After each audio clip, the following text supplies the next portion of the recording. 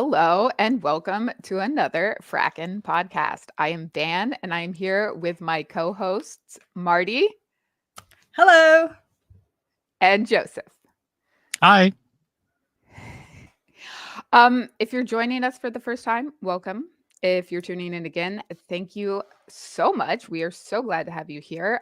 Today's episode, I am super excited about. This is episode 5, Dynamic Duos, and we'll be discussing some of our favorite duos that are great on their own, but they're better together. And this was hard. Again, we had way too many ideas and we had to make some tough calls. We did. So I think the first one is going to be kind of fun, and it actually encompasses a few different character duos besides just these two. And this is the one. Frodo I love Baggins them and so much. Samwise Gamgee. Fantastic. Great choice. Yeah. Yep. I was definitely watching some Lord of the Rings last night. Not even as research, just because I love that movie. Look how their They're just journey is so so awesome. beautiful. I think it's great too because I think a lot of times when you think of dynamic duos, you think of like the superhero dynamic duo, you think of like Batman and Robin, that kind of thing. You don't really think about just friendships and friendships of people who are basically on equal terms. And I think that's an exciting like combination that you don't see really very often in film, television, or literature, really. Just the straight, Yeah. I feel bad saying straight friendship, but like just a real friendship, right? A true It's a pure friendship. one. Yeah, it's super pure. And you say equal, and they really are equal, but in Sam's mind, he's not necessarily equal. He always looks up to the Baggins family. I think you And have that in friendships though, right? I mean, even if yeah, if I think about my friendships with people, like I have that with some friends as well. Like some of my closest friends where I think, man, like they're so much better than me. But like on the surface, like, no, I think, we're probably the same. yeah. I think what's so lovely about this is that it is just this really healthy friendship where even though Sam looks up to Frodo, Frodo just treats him like a brother, pretty much. He cares for him. There's definitely respect there at the beginning, but then towards the end, it is just such a deeper friendship. Um, an amazing one too, like just pure, and it kind of shows like you can have this amazing love for another person, platonic love for another person, where you're like risking your life for this person because he's your friend or she's your friend or they're your friend. And I don't know, it's just amazing. They make And you me kind of so see, happy. well, yeah. They're just Um, like they have like utter devotion for each other. And it's something we see a lot in relationships when we see these relationships in film and television and books, where they're like, "Oh, this is so cute. They're utterly devoted." And, I understand why people sometimes want to ship them. I really do. But to me, like I've had friendships like this. Like this is just I'm going to do whatever like I can to make your life easier. I think my favorite thing about this particular friendship, and I think we'll see this a little bit later with a couple other duos that we've chosen, but this one in particular, the fact that Frodo is the clear protagonist of the story that we're seeing, and in the beginning, it seems like Sam isn't really up to the task of supporting Frodo in the way that he might need it, but by the end of the series, Sam really comes out as the character who is actually stronger in his emotions, in his ability to understand what's going on, in his support, his devotion, like you said, Van. Like he is the stronger of the two characters. And I think that's a really interesting arc to see on screen.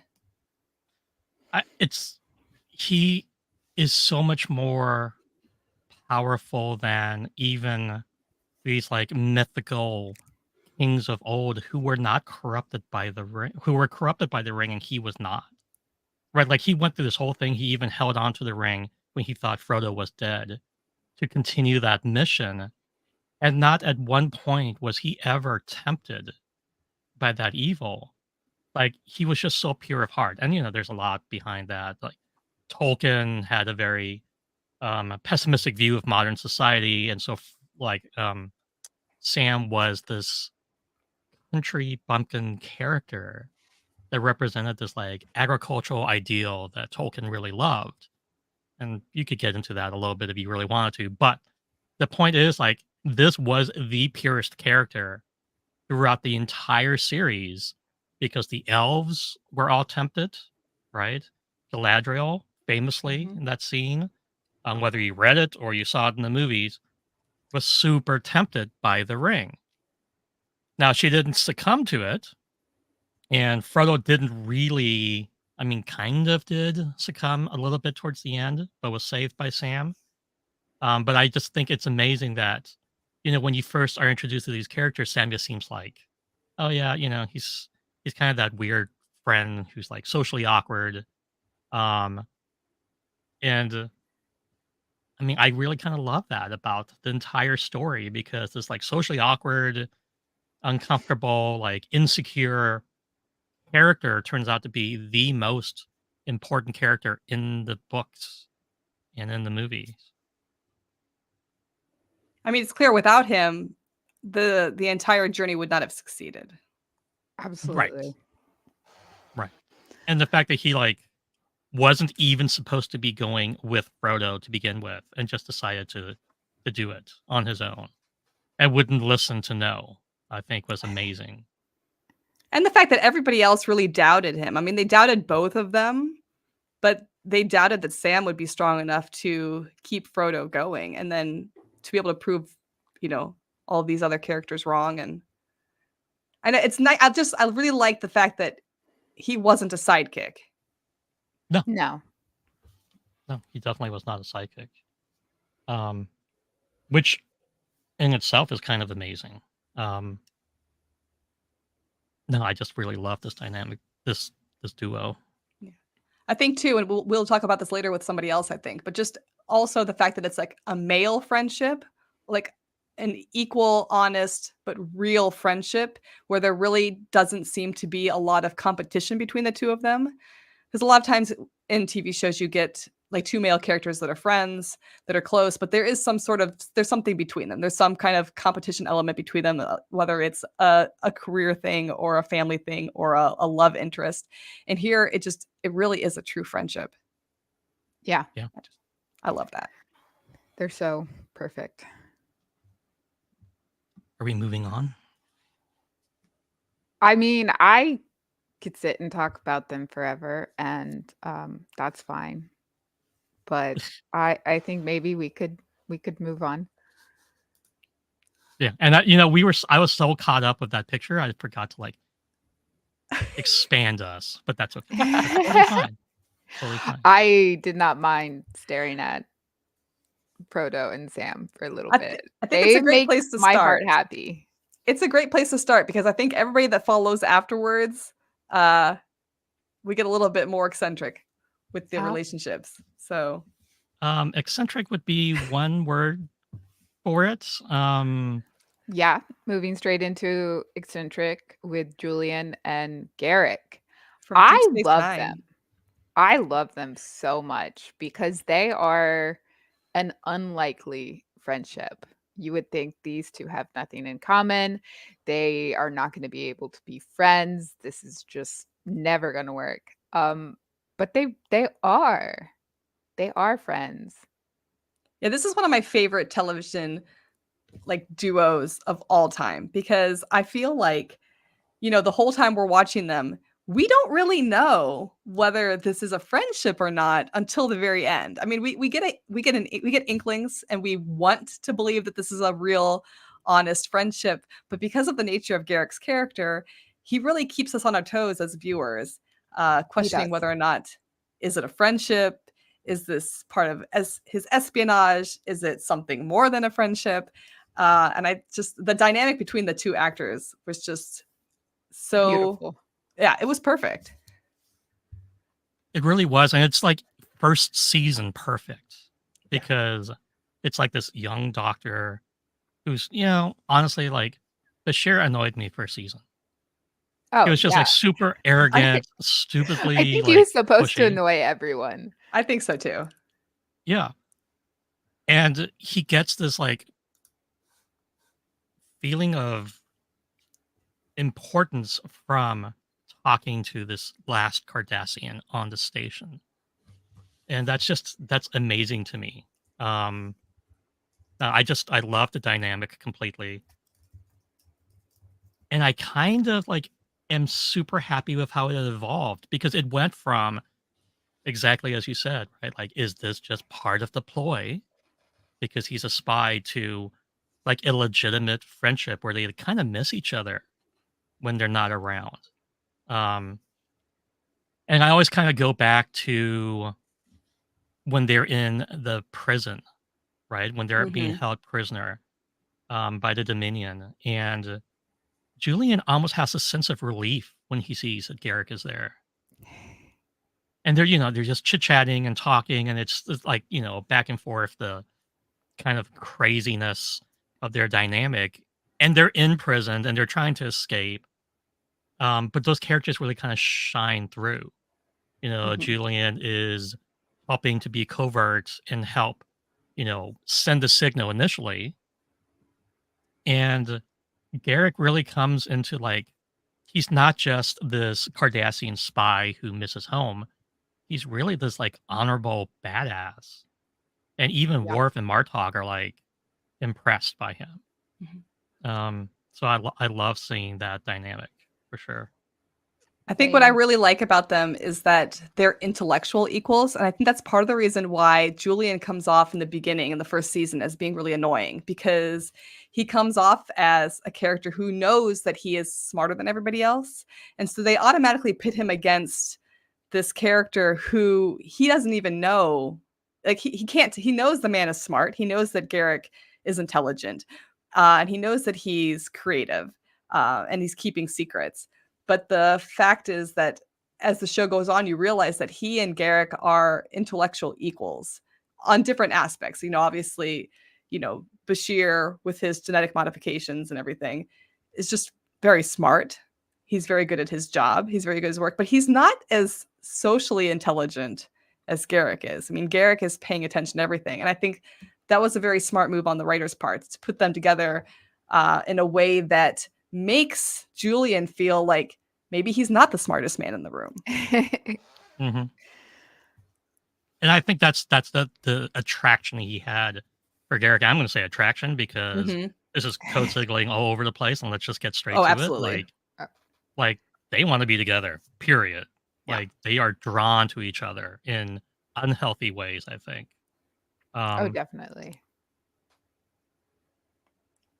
No, and I think that's one of the things that makes their relationship even more interesting because and I think really kind of drives that aspect of Deep Space Nine as well. Is the fact that you're waiting to find out whether that's actually going to become something or whether one of them is going to, change the direction of the relationship. And I feel like all the way through to the end, there's that possibility that could happen. And just so intelligently played by both of those actors. Brilliantly. I love them. I mean, to the point where it almost was unbelievable when either of them tried to develop an emotional relationship with anybody else. Yes. Right. Like yes. Almost everybody else. With one friendship exception, I would say. Which is another interesting duo. Yeah, but it's so like interesting how much closer they get throughout the show. And at the end, when they're not going to end up in the same planet, right? Together. That almost is the most tragic part of this. there's another part of this for me, right? That's tragic as well, but it's just amazing. And the fact that he ends up with a Dax, Julian ends up with, Ezri. It still feels wrong to me that he ends up with I a think Dax. because it feels like something's missing. Yeah. I I actually try and pretend that relationship doesn't exist. I'm gonna be honest. I Okay. It gives me, and not in the same kind of way, but it gives me Chakotay 7 vibes ish. Because it's in not Yeah. that real. it just appears out of nowhere and Mhm. there's no like actual basis for this relationship at all. But the writers are like, yeah, uh, the show's almost over. We're gonna start pairing people off, and these two are. I don't get it. I think Um, that's why I really like that Andrew J. Robinson was able to get his novel published, because if you've read his novel A Stitch in which Time, is brilliant. it is brilliant. It's fantastic, but you get a little bit more insight into what Garrick is feeling towards Julian with regards to their friendship, and it shows him trying to continue that friendship after Deep Space Nine, and I love that. I love those chapters that he's writing to Julian, Oh because you can yeah, see him trying to rekindle what had happened on Deep Space Nine, but now they are obviously very far apart. Um, it was Very different. probably the most beautiful love letter I have ever read. it's so good. It I I think it haven't also read is. it. you You need to haven't read read it? it. Don't read it. We'll Get get it the audiobook. on Audible or whatever audio you want to get it on because Hmm. he narrates it himself Garrick reads it. and Oh, it's that's brilliant. perfect. It's It's good. perfect. That's how I enjoyed it. And it's Um, unique for a Star Trek novel, it because is. it's more thriller espionage novel than it is sci-fi, and Right. which makes sense for Garrick. And it's cool. It's great. And it reflects back on a lot of episodes and a lot of scenes with him and Julian, and how part of the reason why I think that dynamic really worked in the show is the fact that for the first few seasons, and debatably very close to like sixth, seventh season, you don't really know if Garrick is the good guy or a bad guy. Yeah. And so, is this a I villain mean, protagonist relationship? It, you know, do we ever really find out if he's a good guy or bad guy, though? Like, He is a obviously he guy. helps. he's the guy.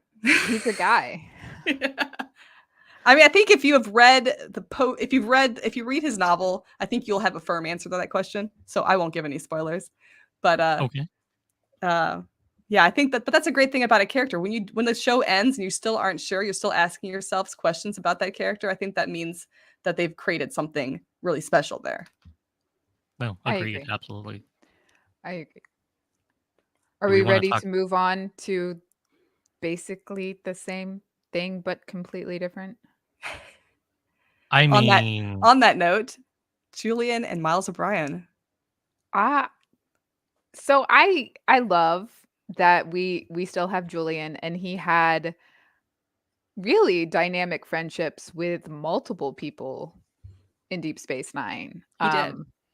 He had a very interesting relationship with Dax, but he didn't really get that like dynamic duo with anyone except Garrick and O'Brien, and it's very different between those two duos. Like it's the and friendship it's is it. so it is more the traditional like competitive two-man friendship between Julian and O'Brien, and sometimes I think they bring the worst out in each other, Oh, and I absolutely. love when they do that. Um. With one exception for me. There's one episode that drives me nuts. And it's Okay. based, I think we know, when Miles is basically ignoring Keiko and the baby for Yes, Julian. Like, 100%. okay. Yep. That is one of the worst. And it's just kind of funny because they almost admit that Miles likes Julian more than Keiko. Yeah, they do. I I think they do. I think that Miles admits it with his actions. Like, He does, but he like verbally he doesn't, right? Like he stops himself short of saying the thing. And Julian just laughs because he's like, yeah, I know how you really feel. It's fine. But what's super interesting to me is like, there's another famous like Star Trek throuple, right? There's Bones, McCoy, Kirk, Mhm. or yes. Bones, McCoy, Kirk, and Spock. Um, but they're all friends, right? And it's not the same kind of like buddy because there's almost animosity between Bones and Spock in a lot of situations, like deep friendship, but also animosity. And it's not like they love each other more than, whoever they're supposed to be with. It's really a throuple. This, like, Julian is deep, deep, deep friends with Miles and Garrick on two totally separate wavelengths, Yeah. right? They fill two different needs that he has emotionally in very deep ways. And he's a very complex character. We find out later on he's not quite normal, right? Which, In quotes. well, I Yeah. mean, He is mildly genetically modified, it's fine. Well, I think for me, I always kind of saw it as, like I said, with Garrick, this is him discovering an intellectual equal. This is him with somebody who can surprise him. Like, Garrick, he doesn't know from one minute to the next what Garrick is going to do whenever they meet up for lunch. But Miles is the opposite of that. Like Julian, this is not an intellectual equally friendship. This is like a how do I become more like everybody else friendship. This is like I'm learning from Miles how to be a little bit more socially adaptable and the everyman. Yeah. right, yeah, the everyman. Uncomplicated. I like Exactly. I think that whole episode where the other genetically modified people are there and they say, well, they like you because they find you uncomplicated. And you kind of realize that this is kind of how Julian finds him. Like Right. O'Brien is O'Brien. You get what you see. There's no airs about him, and you're not having to hide anything. And I do think it's interesting. Gregory's sitting here talking about how Garrick almost killed O'Brien, but he wasn't quite himself either. Mhm. And I really think, and this is not based on anything that's ever been said that I'm aware of, right? I think he doesn't go as far as he could have with O'Brien because deep down in the back of his mind, he knows that that would destroy his friendship with Julian as well, and that's always going to be there because he knows how That's close they interesting. are. Yeah. There's definitely a competitiveness there between those two. There's no real friendship between O'Brien and Garrick, which is what's most interesting. Like O'Brien never really trusted him. And I think that's another thing that makes this kind of different from the whole like Kirk's, Spock, McCoy dynamic, right? I think too, for me, Julian's friendship with O'Brien feels very like there's an underlying jealousy almost that he sees O'Brien, who's he's got a good job. He's kind of like an enlisted Starfleet officer. He hasn't he's done well for himself, but he's not climbing the ladder like Julian has climbed the ladder, and yet Miles has he has the wife, he has the kid. He has the secure position, and he's good with people. He's good with Quark. He can have a drink with almost anybody. Maybe Garrick being the exception. I do think there is some envy there on Julian's part. I think part of his friendship is just kind of learning how could I be more like that. Like obviously he sees in the beginning that Jadzia is not interested in him, and I think he sees in Miles like somebody who has been successful in ways that he's never been successful. As opposed to his relationship with Garrick, which is basically kind of more in the direction he would go on his own, if that makes sense. Yeah. Yeah. Well, I mean, and Miles is super close to Jadzia as well because Miles is brilliant. Yeah, He that's is true. one of the best engineers ever in Starfleet, if not the best, right? I know people will say Scotty or Jordy, but Miles O'Brien has always been like the perfect engineer for me. And like, I come from this weird background, but I always idolized O'Brien's ability to be personable and also an expert in his field. Brilliant, right? Like, Julian's always going to have that, like, well, I'm really genetically modified. I'm not just a normal person.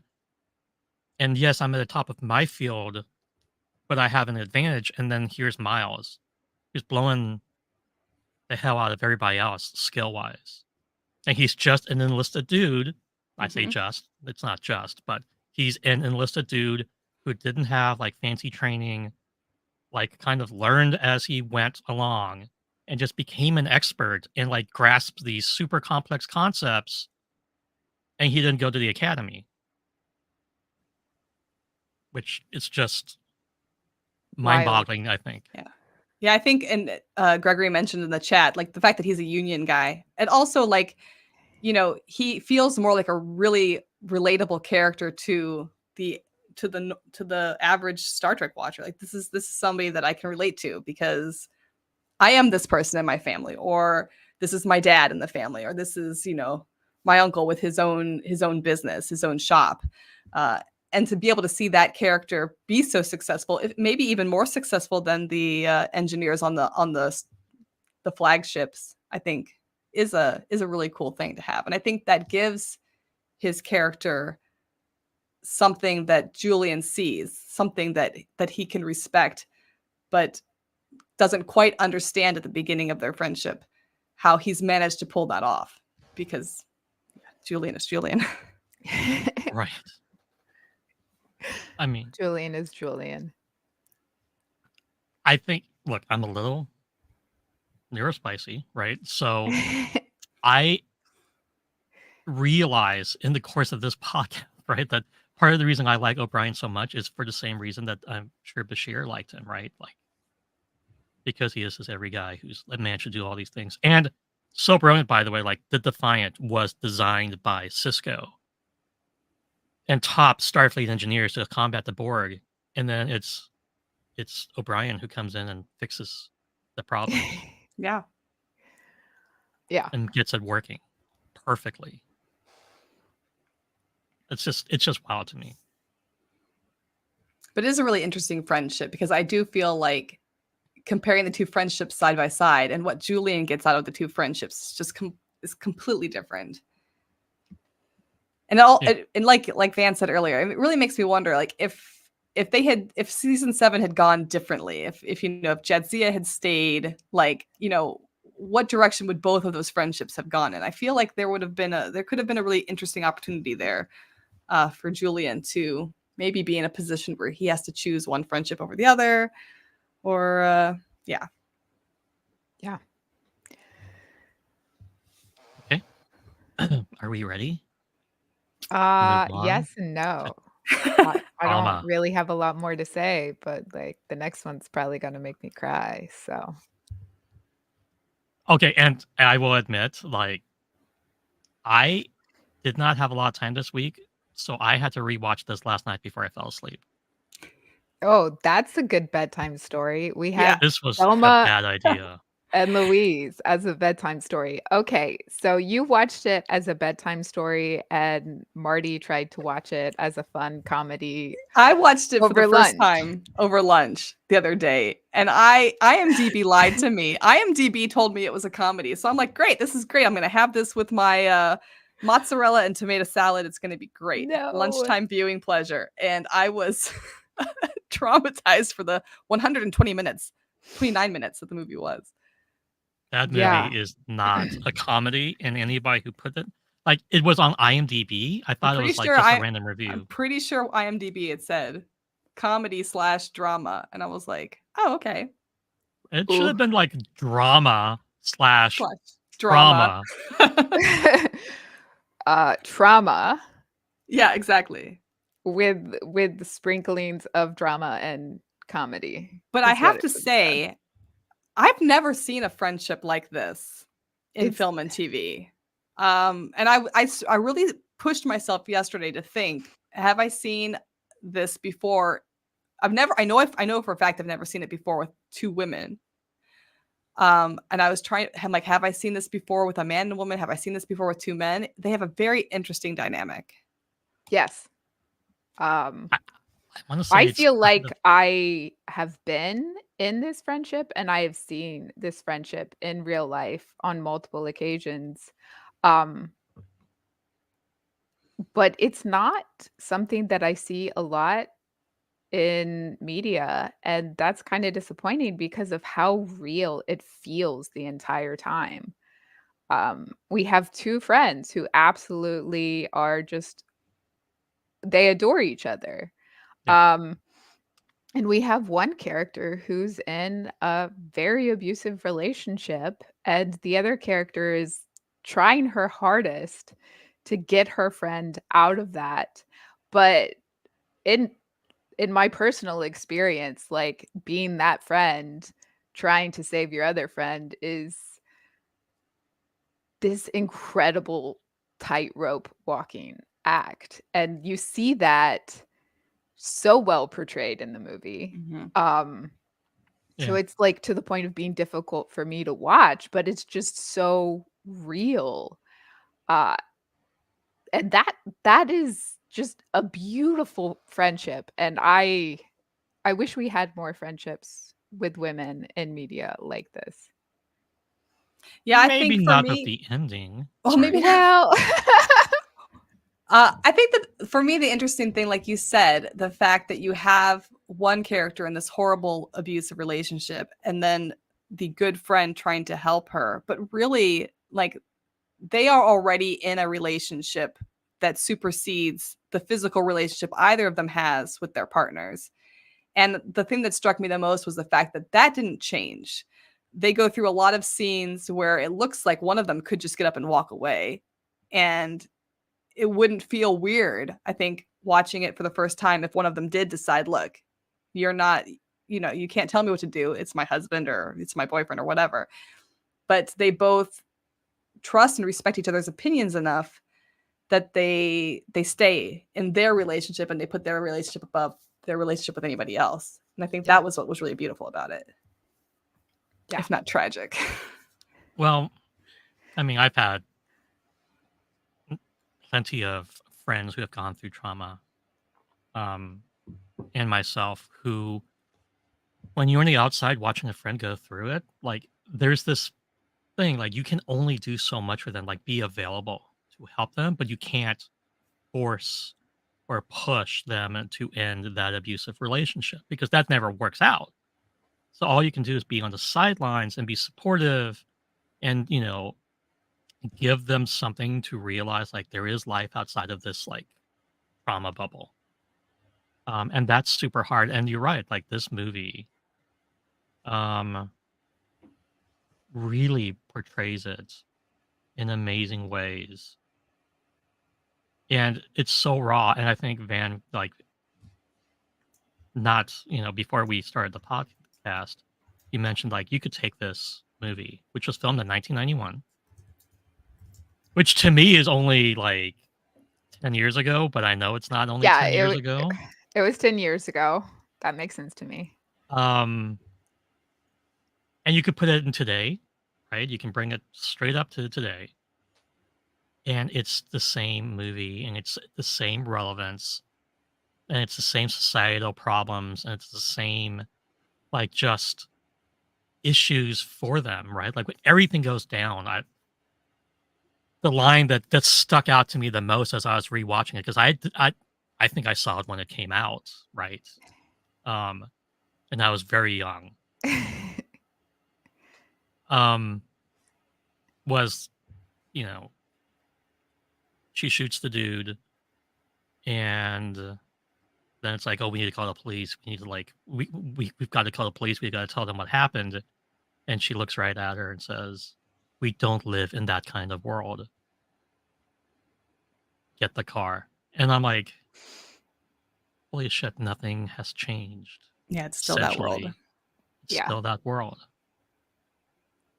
And I that to me was really hard because, and I mean, straight cis dude, like I don't have those same problems, but to understand that society, though we think has progressed so much over the last 30-ish years, um, we haven't really, and that's still a problem. And this scenario is still so realistic. That's impactful. I think something else for me that I really liked about the relationship between Thelma and Louise is the fact that, first of all, there's an age difference there. It's not a big age difference, but it's enough to be able to think, okay, we see Louise as being older, a little bit more experienced in life, maybe a little bit wiser, and that's how it starts, especially with Louise being the one who has the traumatic event in the beginning. I mean, Mhm. Thelma being the one having the traumatic event in the beginning. But by the end of the movie, they've almost kind of switched that dynamic. And I feel like at the end of the movie, Thelma is the one playing the more adult role and giving Louise permission to,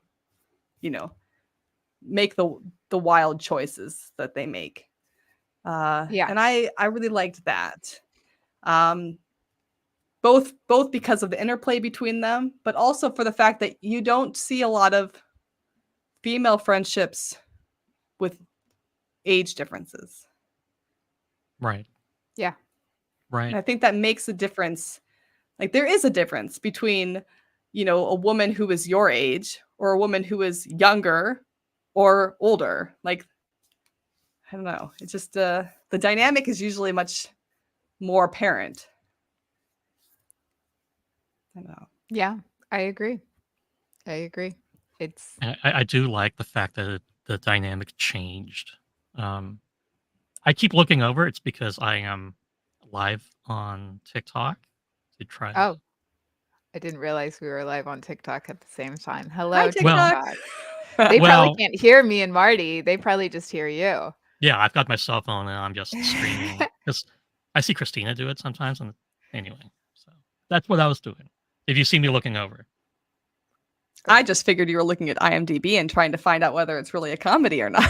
well, so Yeah. IMDb did not list it as a comedy. I did pull that up as Really? well. 'Cause I No, so I'm not sure where it I'll have was. to find it. I'll find it. I know it Um, was a legitimate source. Maybe it was Amazon Prime because that's where I tried to watch it.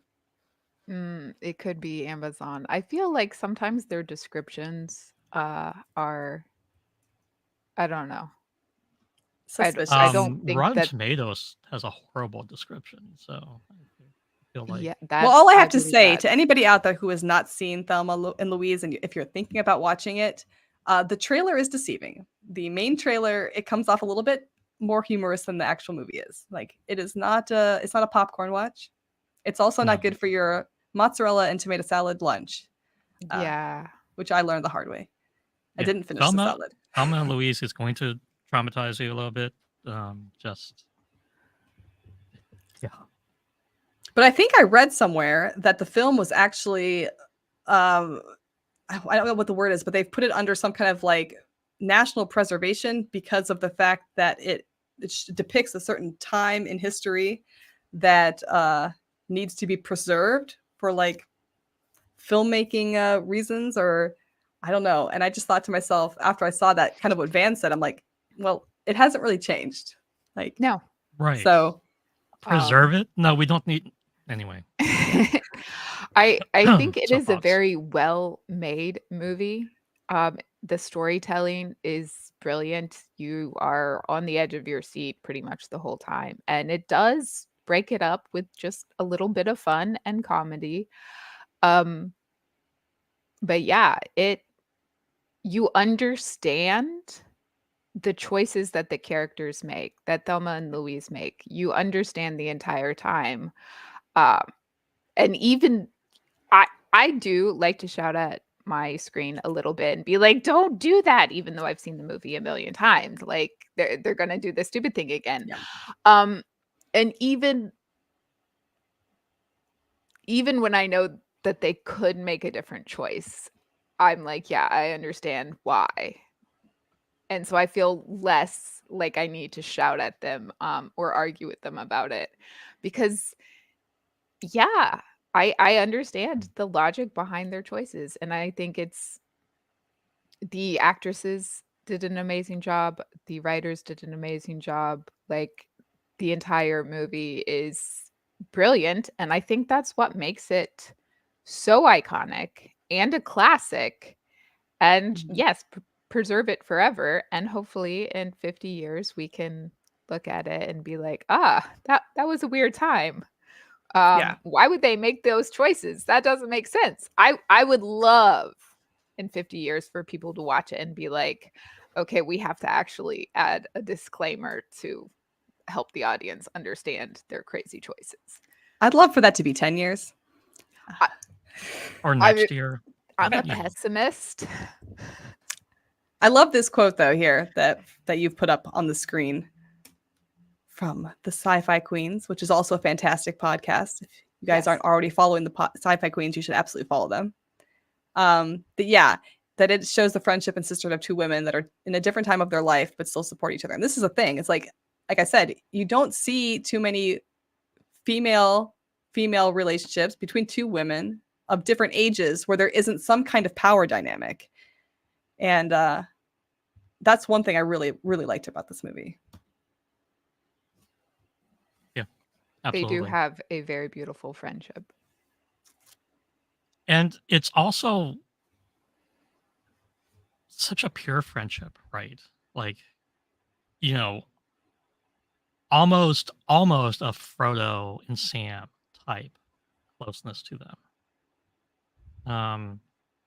That I find fascinating, that the only other dynamic I really see that's that close and that I think healthy in many ways and unhealthy in some ways is Frodo and Sam, right? And they're just living in modern society trying to deal with trauma and toxicity from like men in society. And the only other parallel is like this mythical friendship where they have to fight the Lord of Evil. Just Right. keep that in mind, right? Like, We could just put Thelma and Louise in The Lord of the Uh, Rings. and Give them the ring. they would, it would be the same thing, right? Like it's, I mean, I see the parallel a I lot. see it. And at the end of The Lord of the Rings, Sam and Frodo were pretty convinced that, it was over for Mm-hmm. them personally. Um, Unfortunately, in Thelma and Louise, there were no giant eagles swooping in at the No. last second to grab the car. Or no. sentient trees. That would have been helpful also. Um, though they I would were in like the sentient desert, there trees. weren't a lot of trees in the movie at True. all. That's true. There's a big hole in the ground though. Anyway. Yeah. Okay. Are we moving on? Yeah, I think we we're moving can. on. I love them so much. We have Crowley and To some Aziraphale, and they are very enemies to best friends, and that brings me all the joy. I mean, how can you not find joy in these two?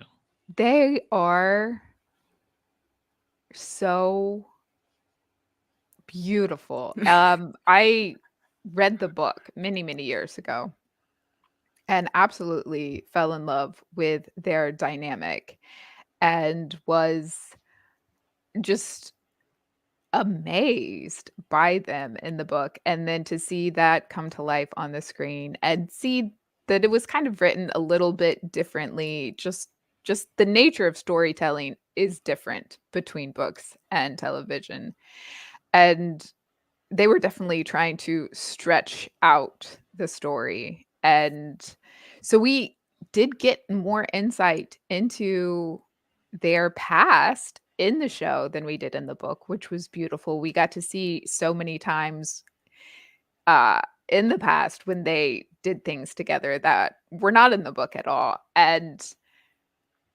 it's so fascinating to see their friendship evolve throughout time, but, like, they met at the beginning of time, essentially, and knew each other before Crowley fell, or I guess sauntered his way down. Um, but yeah, they are absolutely phenomenal and hilarious, and not to the level of Frodo and Sam in their devotion to each other, but like you see it repeatedly throughout both the book and the show that they are like thinking of the other person Mhm. a lot as they make choices. They are both, define their bosses for the other person regularly, knowing that the consequences for that are, you know, awful. I feel like this is also the first example of our grouping so far where you really can't have one without the other. Like, No. they don't, like, some of the other characters, they could possibly stand on their own. Like, Julian, we could watch him in a different show. That would have been fine. But like these two, they need to be together, right? Yeah. Yeah. Well, and their I mean, dynamic to me, and I didn't read the book, and Van, you're the expert, so you're gonna be the one to shoot me down, right? But they're exposed to humanity, right? And humans are not pure evil or pure good. And I think the fact that they're supposed to be pure good and pure evil, but that they spend so much time around humans that they pick up the fact that there's nuance to everything. Um, so it kind of shows their humanity too, even though they're not human in any way. Yeah. Um, and that's one of the things I love about that dynamic, right? It's like you cannot be on Earth and think that things are purely bad or purely good. It's not possible. And I think that's the Absolutely. beauty of humanity. Like even the worst person has some capability for good. And even the best person has some capability for bad. Yes. I like this comment because I got to see this duo up close in real life You did. and it was lovely. So, yeah. I did send a photo that you were allowed to include, but I don't think you included it. I was not sure, but hold on a second. Let me do the It's funny So, things because that I as need to somebody who was do. not a big fan of this before, see the TV show and before seeing cosplayers take it over, like honestly, cosplayers have made me enjoy this duo even more. Oh, oh, cosplayers yes. are I amazing. love how the cosplayers have taken the two of them and like really added to Yeah. them. But yes, Joseph was in town and got to see me cosplaying Crowley and my partner cosplaying Aziraphale, which was amazing. I loved it.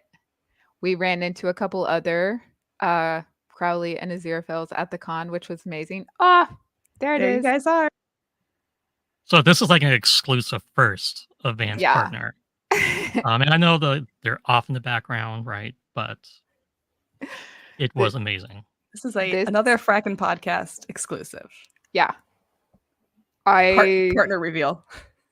Yeah, the partner reveal that everyone has been asking for. There you go. He's not wearing a mask this time. Get out your magnifying glasses, folks. Yeah. That was a lot of fun. But yeah, the cosplayers have definitely like brought so much life into these two. I think The too, it's fanfic that you can find about these two has been wild forever. But since the show came out, there's a lot of it. I just really like how they are basically the epitome, and maybe even the starting place. I don't know. You can tell me because you've read the book. Are they the starting place for like the black cat golden retriever like mix?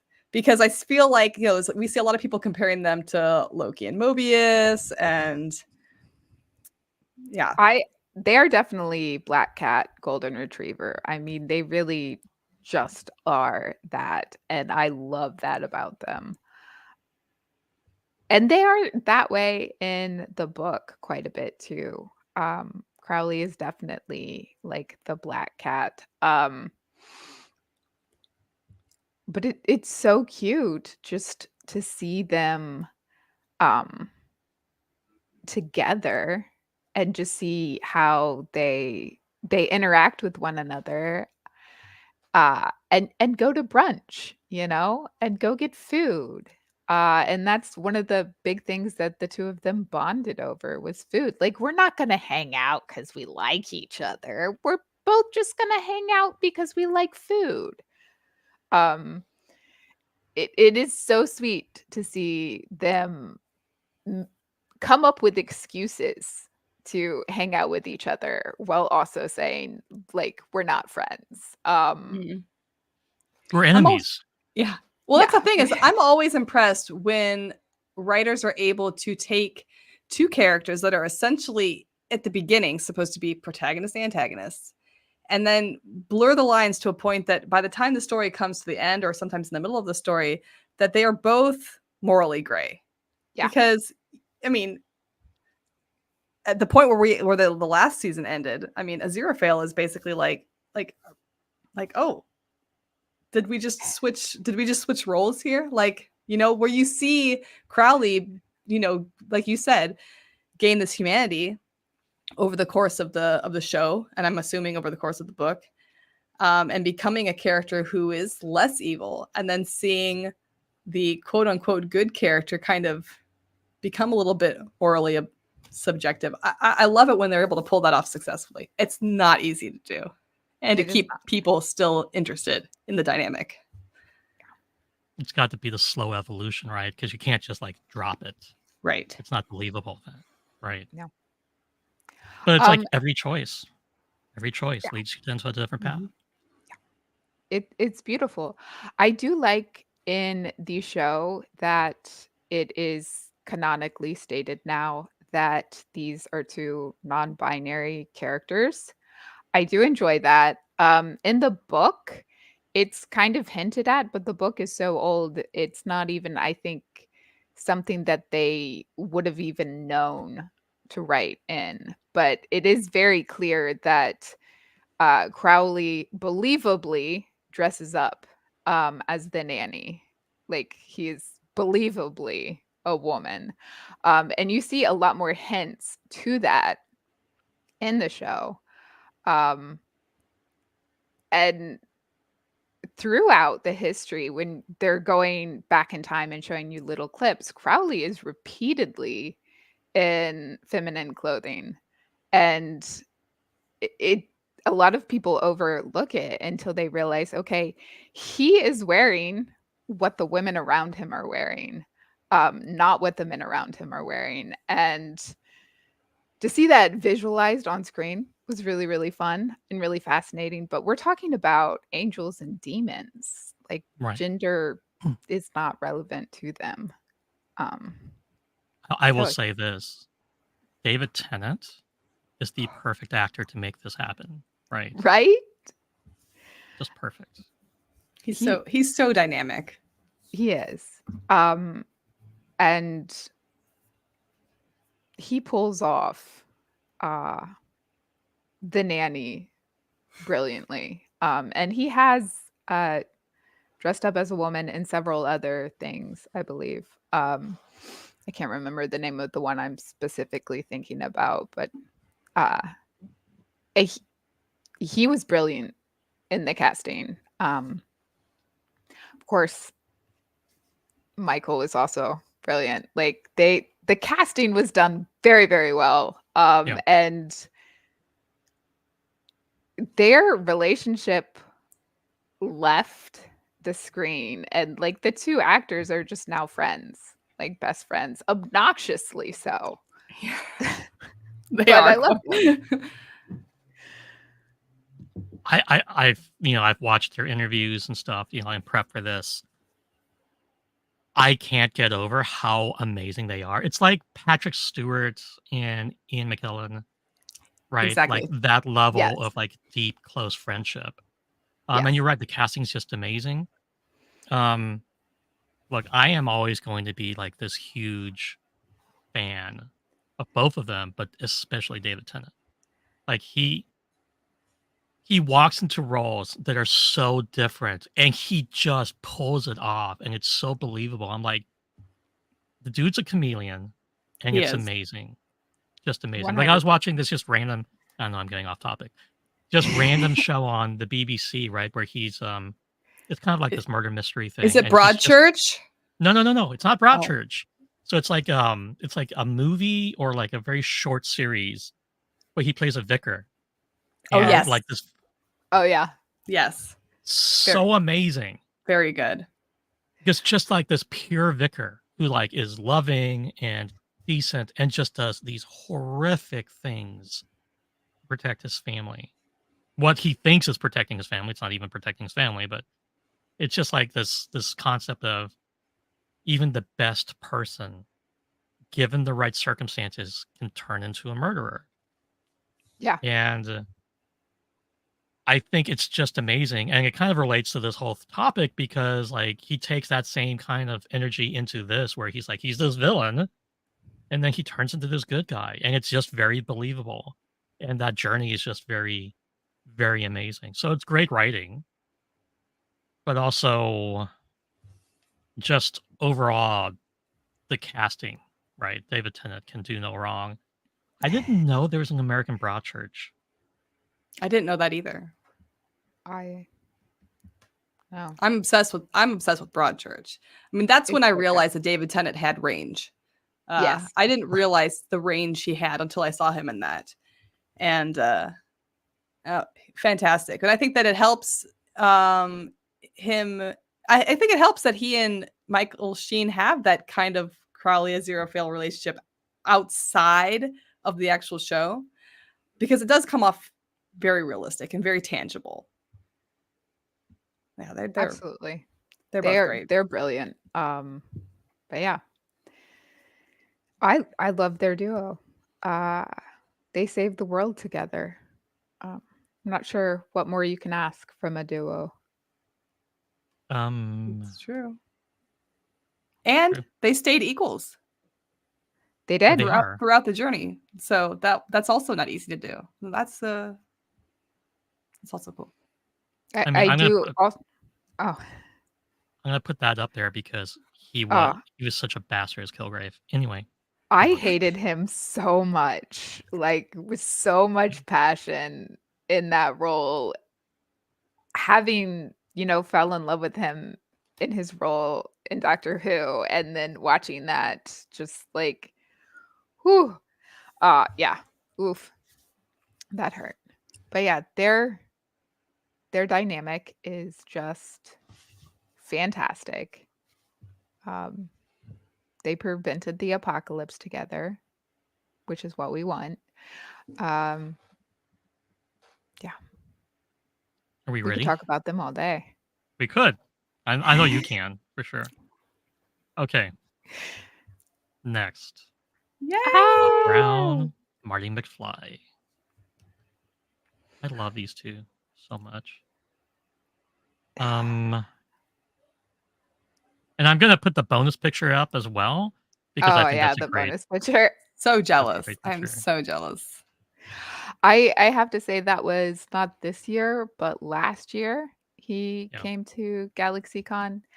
Um, and he had not been on my list of people because I was like, this man is way too popular. The line will never be short enough.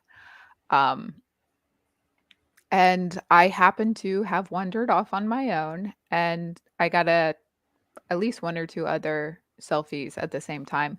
But there was like one person in his line, and I was like, this isn't possible. He must be about to leave or something. Because I mean they're not sitting at their booths all day. But I talked to the lady running the little table, and she was like, "No, he's here for a little bit longer. You can get it." Yeah, But yeah, that's a crime. That's a crime. he is I never would have left that line. I would have been like, I'm staying here forever, you guys. Take all my he is money. such a brilliant actor. So in the booth, they have just, some beautiful shots of the actor or actress, and you can purchase and then get them signed, and that's amazing. But his was like stacked on top of each other and like just because he's had this huge, wide range of, amazing characters that he's played.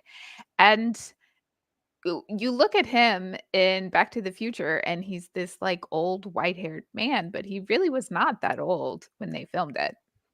No. But you still get this great age gap between him and Marty, which is I love this dynamic. We have the teacher and the student, but the student is necessary for the teacher. I think also So the they student they is sometimes a little more self-aware than the teacher. yes. And the teacher needs that. They do not accomplish what they need to accomplish without each other. And But they also screw up the timeline immensely because of each other.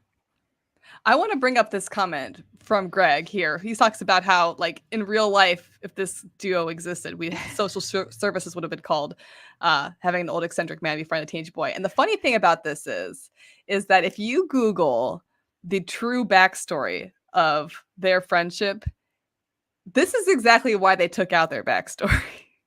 oh, Really? okay. Yeah, I Okay, never wait, hold on. Googled if you it. look up like the true backstory, apparently originally in the screenplay, Marty McFly is like kind of dared by some friends to like break into like Doc Brown's house because he's like the crazy old inventor guy, and Marty's like kind of curious to see what he invents. So he actually does break into his house, and then Doc Brown is just kind of like, oh, here's a criminal delinquent that can help me do these things. I mean, Doc Brown is like involved with terrorists, right? So like they had to take it out because it came off as a little too dark, like a little too deranged that friendship would be built on that. And I'm I glad that love they that. did. It's funny, but I'm glad that they That's took it fun. out because I always, as a kid, thought that Marty befriended him because he had no friends. I thought like, oh, he saw Doc Brown as a guy who has no friends. And he also as a guy who, I don't know, does he really have friends like besides his band or whatever? Like, he's not the cool kid, even though he acts like he's a cool kid. I always thought it was like, oh, here is two guys that don't have friends.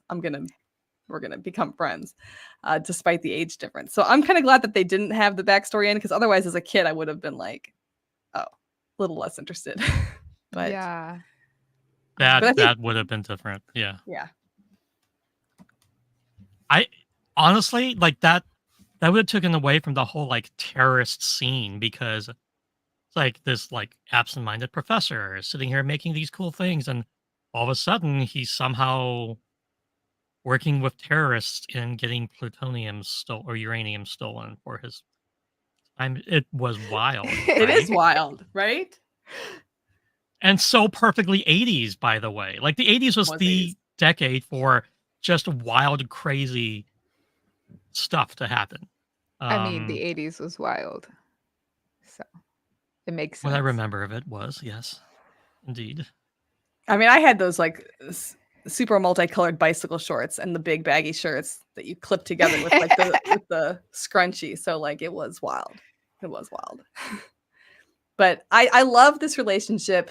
I don't know that I would have loved it so much if I'd seen the movie first as an adult. I think the fact that I saw the movie when I was a child really cemented the love of this relationship for me because like as someone who was always kind of told as a kid that like I was older than my years or whatever, I was always thinking, yeah, I would make friends with the crazy old guy next door, like with the cool car and like the crazy inventions. That makes perfect sense to me. Like absolutely.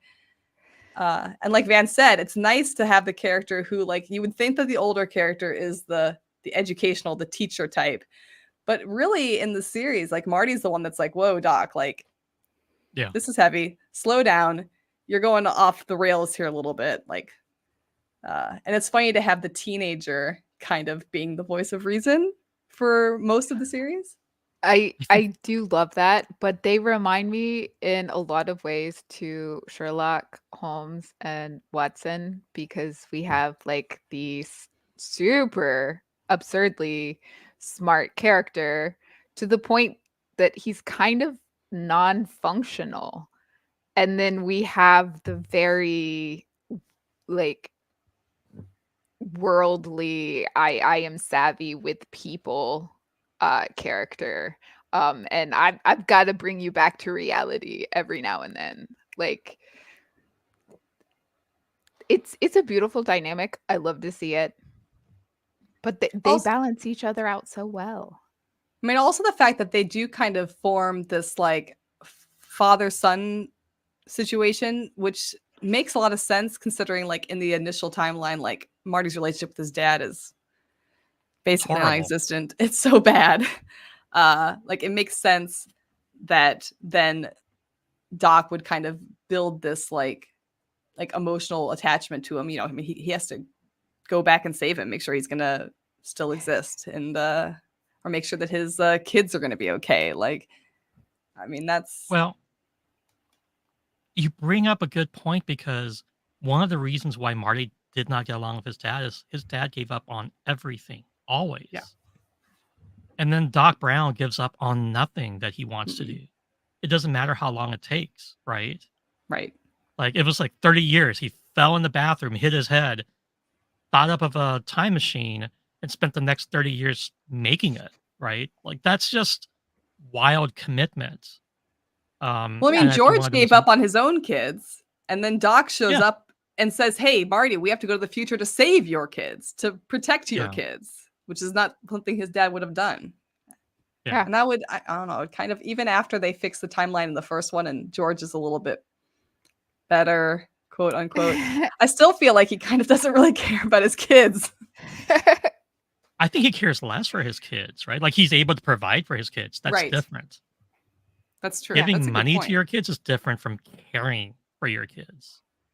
Definitely. Um, yeah, I mean, honestly, this is why I love that dynamic so much. It's just Doc Brown legitimately, passionately cares for Marty and cares for the things he cares for, right?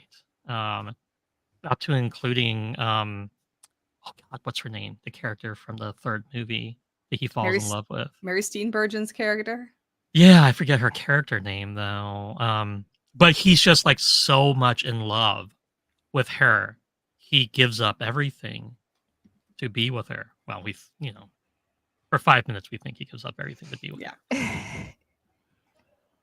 But that was a nice touch though that they added that, because then it gave Marty the opportunity to repay the favor to Mhm. Doc that Doc had basically done for him for the first two films, Yeah. Yeah. to help him find his happiness and fix his life. So And that totally was violate the prime directive, the temporal prime absolutely, directive. you know, Temporal prime directive. Yay! Clara, Yeah. thank you, Alfred's Clara. That's it. animation page. Alfred is fantastic. Also, a fantastic person to follow on Instagram and TikTok. Alfred is an amazing animator. So if you're not following him, follow him. Thank you for that. 10 o'clock, do you know where your children are? No, no 80s parent Oh, knew where their children yeah. are. Except for That mine. I was might always at home. Sorry. yeah. Well, I was going to say, John mentioned earlier in the chat that Marty played guitar. He must have been cool. Like, John, I played guitar. I was not cool. But I also had the jelly shoes too. So that might have been part of the problem. I think that Marty's parents in the film are very stereotypical for that time. In movies, that's the kind of parents we got. They're not very involved, not really paying attention. Um, so yeah, maybe his dad Which makes was sense why Marty would become friends with Doc. yeah, Because Doc does give he him that needed a attention. father and He he gives him needed attention. attention. And Doc was like, "Oh, look, it's like a son." Um, Also, he had that really cool amplifier. this is true. But yeah, no, Which, their like, why would he relationship is have so much that? Did fun. he make that for Marty? I always thought he must have made that for Marty, right? Right? I mean, yeah, Why would he I need think that? he had to. because he had a son and he cared for him. That's why. Yeah. He had a son. And they were adorable. Hmm. Yeah, I think Okay, it's one of the rare aspects of like an adult and a teenager having a really good relationship. a Yeah. healthy one. Well, And a help. healthy-ish. Well, terrorists and plutonium aside. I mean, I mean, every once in a while you have to go a little bit off the rails, I guess, for changing friendship. timelines. It's okay. It all mostly worked out in the end. It was fine. Except for Biff. But who cares about Biff? Like, Oh, just he can make like a tree and get out of here. uh, what's that Chicago song? He had Oh, it coming. He had it coming. Exactly. Yeah, no, he had it coming. He gets no sympathy. Sorry. He only had himself to blame. I If mean, you'd have been there, Should have there seen it. is this explanation about how he portrayed the actor portrayed Biff in a very specific manner to mimic a real life character, but I'm not a person. But I'm not going to get into that. But I want you to think about that because that gets a little too political. But it was very, very much done on purpose, I see it. I'm right? picking up what you're putting down. Right? Anyway, yeah. Let's move on to our next adorable duo, Gimli and Legolas. This is not quite enemies to best friends the way Crowley and Aziraphale are. But also it kind of is because elves and dwarves hate each other. Um, yeah. They their friendship as it evolves throughout the three books or the three films is just phenomenal. They go from not trusting each other, not liking each other, just why would I trust an elf? Um, to in the end, in the books, they don't get into this for the movies, unfortunately, which breaks my heart. But in the books, they spend the rest of their lives together. yeah, What? They yeah. spend the rest of What? their lives together. Stop. Do I have Marty, to read Lord of the Rings now? Yes. I have you have not read it? tried. First I off, have tried. I have tried. okay, so Sam and Frodo also spend the rest of their lives together. I kind of picked up on Sam that gets though. married. He Mhm. has 13 kids. Um, but him and his wife, Rosie, I believe, Rosie. it's a Yeah. flower, they move in with Frodo at Bag End. Like, so it's the Stop. three of them living together, and then both of them end up going to the Undying Lands on the boat with the elves because both of them carried the ring. Yeah. Um, I so I don't do need any they more go ships on in my different life. boats at different times. I think Frodo goes first, and then later, Sam goes after his wife dies. But they're together forever. Merry and Pippin, after they have kids and like their kids grow up and move out, they go hang out with Aragorn, and Mhm. like they get buried next to Aragorn. Yeah. Legolas and Gimli spend forever together. Like it is I the feel like I have to defend the fact that I haven't read Lord of the Rings. I'm gonna do it as quickly as possible. I have tried to read it. I tried. My best friend growing up, absolutely obsessed with Tolkien, everything of Tolkien, and like I did this like ongoing kind of joke every time I went somewhere. If I saw a Tolkien book, I bought it for him. So like he can thank me for half of his collection. But I tried to read it for him, and I struggle like 50 pages of trees. Come on, you guys. And then I told myself at university, I said, you know what? I'm finally going to read it. I'm an English major. I need to read Lord of the Rings. Like, how dare I not? And there was a teacher who was teaching a class on Tolkien and Lewis I'm like, perfect, because I've never read Chronicles of Narnia either. I'm sorry, it's true. And so I signed up for this class. I'm like, great, I'm going to read Lord of the Rings, and I'm going to read the Narnia books. I'm going to get it out in one semester, done, and I can be proud of myself and my degree. And then not enough people signed up for the class, and it was canceled. No. Wow. So- That's I tragic. have I feel like I got kind of I feel like I kind of cheated because yeah, he does talk about trees a lot. But growing up, my dad read us bedtime stories a lot. But he would read us big books. And you know, when we were tiny, it was like Charlotte's Web. But he read The Hobbit and The Lord of the Rings to us, and he read those 4 books probably 3 or 4 times throughout my childhood. my gosh. Because there's 5 of us across 11 years. So, you know, he had to read it again for the next kid. I guess this is So where my parents went wrong, because my mom was reading Stephen King to me. So no, which explains a lot, there was maybe. no Stephen King in the house. No. But I have to say about Gimli and Legolas, having only seen the movies, sorry, and maybe I'm going to get a lot of hate for this comment. I don't know. It's going to be controversial, so please strap yourselves in, you guys. They give me Harry and Marv from Home Alone vibes. I gotta leave. I can't be. But like in a good way. I think Oh. Harry and Marv end up staying together forever, so it makes sense to me. But like there's a Harry and Marv vibe there for me. They're goofy. They are very goofy in the films. So I think it's that I'm like gonna give you the way that the one. way the comedy gonna plays judge off you. each other. I'm gonna judge you. I am I've I'm been gonna sorry. judging give her you for that 15 one. minutes now. I'm sorry. All right, I will find Listen, a you just nice need copy of to Lord of the Rings. hang out with a doc and have Doc take you back in time to fix the timeline. So one of your More parents people reads sign up for you the Lord class. of the Rings. Oh my- And so when you sit down to read it, it's just like, oh, this is nostalgic.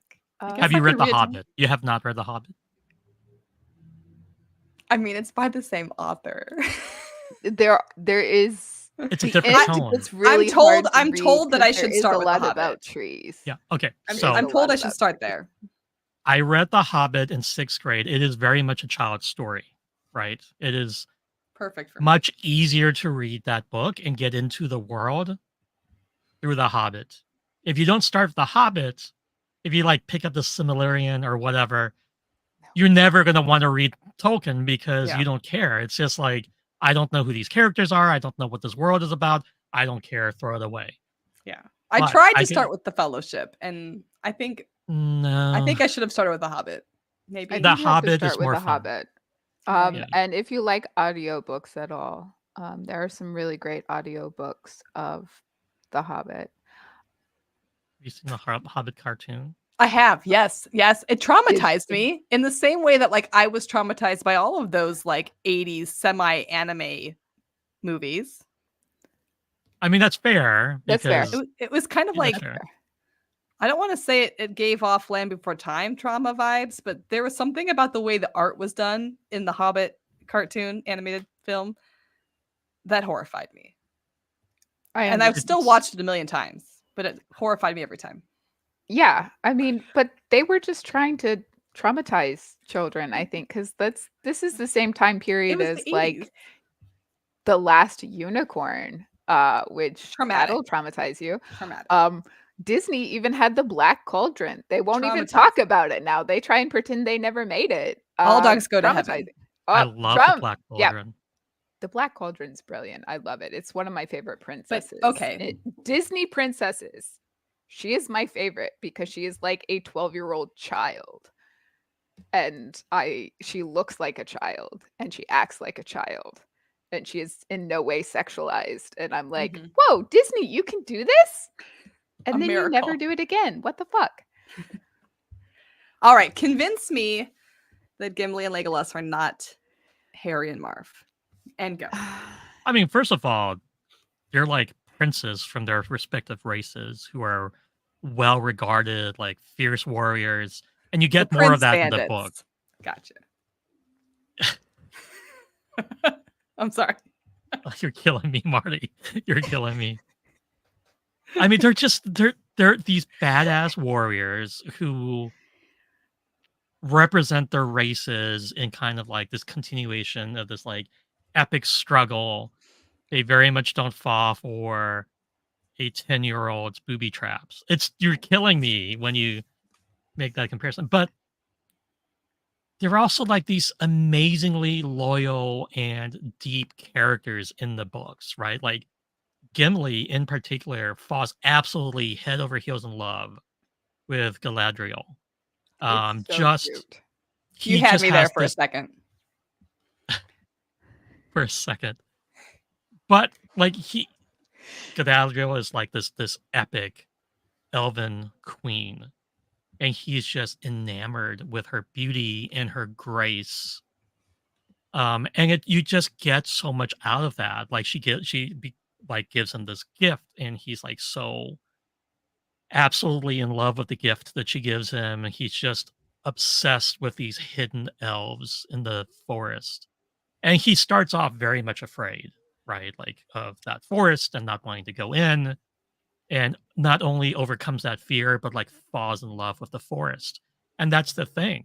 Like at the end of the book, he promises Legolas that he's going to show him all of the mighty dwarven kingdoms and their beauty. And then Legolas promises to take him around and show him all of the elven kingdoms and forests. And they spend their life together, traveling and experiencing the beauty of their worlds together. Like it is such a It's deep legitimately Add to adorable. cart. Yeah. it Yeah. they are just amazing together. They are Um, so much fun. And they do start out as not really enemies, but definitely rivals, not friends at all. But they do realize that the other one is, a brilliant warrior, and they respect that. And then they fight side by side, and that, bonds them in a way. They go on this very epic journey together. And you see them grow closer throughout the book and throughout the movies. So they go from like it sort of enemy, sort of rivals to this is my best friend. I I know in the movie there's a scene, I believe it's in the second film, where they're trying to catch up to Merry and Pippin. mhm. And the riders of Rohan have surrounded them. And Gimli is acting like Gimli and just kind of being a bit of a stubborn pain. And Rash. that like he's in danger for a second. And the first thing that Legolas does, this brilliant man, so smart. The first thing he does is like pulls an arrow and points it at somebody like, I would kill you before you could kill him. And he's surrounded by dozens and dozens of heavily armored warriors. Like this is not going to work out for him. But like just somebody threatening his best friend. He cannot keep it calm and collected for like 2 seconds. It's adorable. They are in multiple battles, looking out for each other, fighting side by side, saving I each feel other. like then, without having read it, it sounds to me like the films didn't do their relationship complete justice then. Because when I watched the films, like I did understand that there was like a competitive nature to them in the beginning that became friendship, that you do see that arc. But I felt like their relationship in the film was more to add a little comic relief for all of the heaviness that was going on. And it sounds like that loses a lot of the nuance to the relationship. Tolkien did not write them as hilariously as Peter Jackson portrayed them. And I understand that creative license was taken throughout the films. most of Oh, which I understand and agree with. it annoys me some though.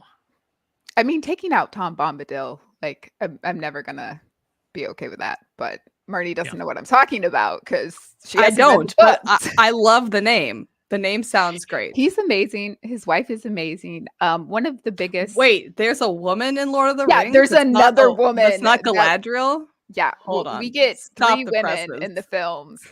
But yeah, no.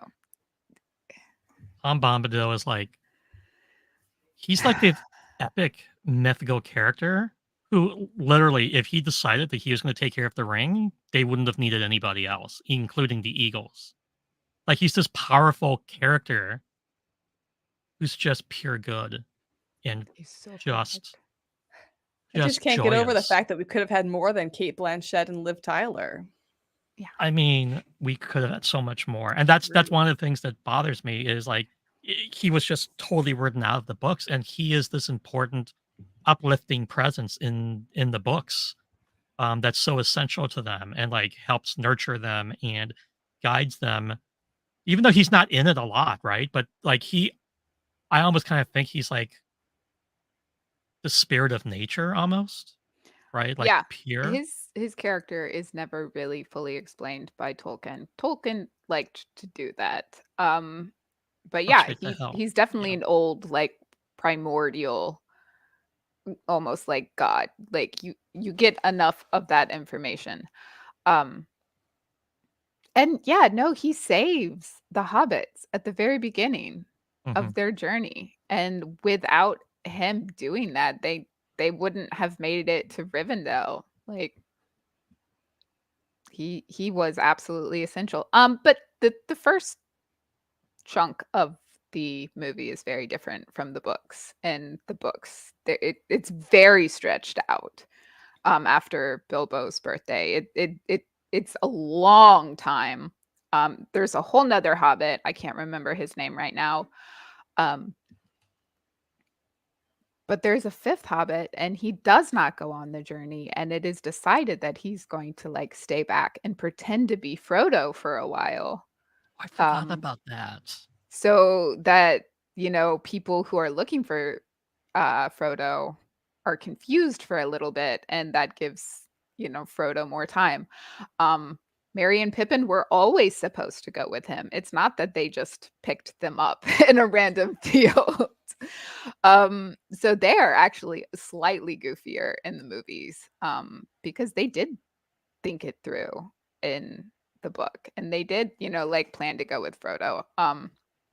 Another amazing dynamic duo is Merry and Pippin. I love them so much. Yeah. I think Okay, we've got to move on, or okay. Joseph and I are I'm going to just bore fascinated. Marty You to know what? death. I'm not bored. I'm thinking to myself, maybe I will do like a Hobbit read along and see if somebody will do it with me online. Maybe I'll just That do would be like so fun. pay attention. Maybe I'll do my as I read review. I Chapter 1 I of The hope you Hobbit, do. guys. I hope you do. I That want to would see that. that would be so much fun. Tolkien wrote friendships very, very well. He couldn't write women fantastically, but he could write about trees and he could write about friendship. And And he could break I into love him. musical interlude for no reason whatsoever. Well, I mean, You I know am what? fascinated by his ability to create language. Yes. That is also very because I feel like, and I have no evidence to this, but I feel like Tolkien's ability to create like the Elven languages maybe has led to Klingon being in Star Trek. There's some parallels there, right? And definitely Tolkien's this inspiration for a lot of things that came after, just because it's like, oh, you could actually come up with this whole linguistic thing. I mean, I want to So give him all the credit, but he did copy most of it from a dying language in Europe. So I'm not going to give him all the credit. It is based on a real language, whereas Klingon was just somebody coming up with a few words at a time as needed for Star Trek. Um, but yeah, the fact that both of those languages you can just learn and have full conversations with people is hilarious and incredible. yep. Absolutely. Okay. Oh, and Now my we're in Mulder my and Scully. territory. Mulder and Scully. Yeah, this is where Marty will talk. I love them.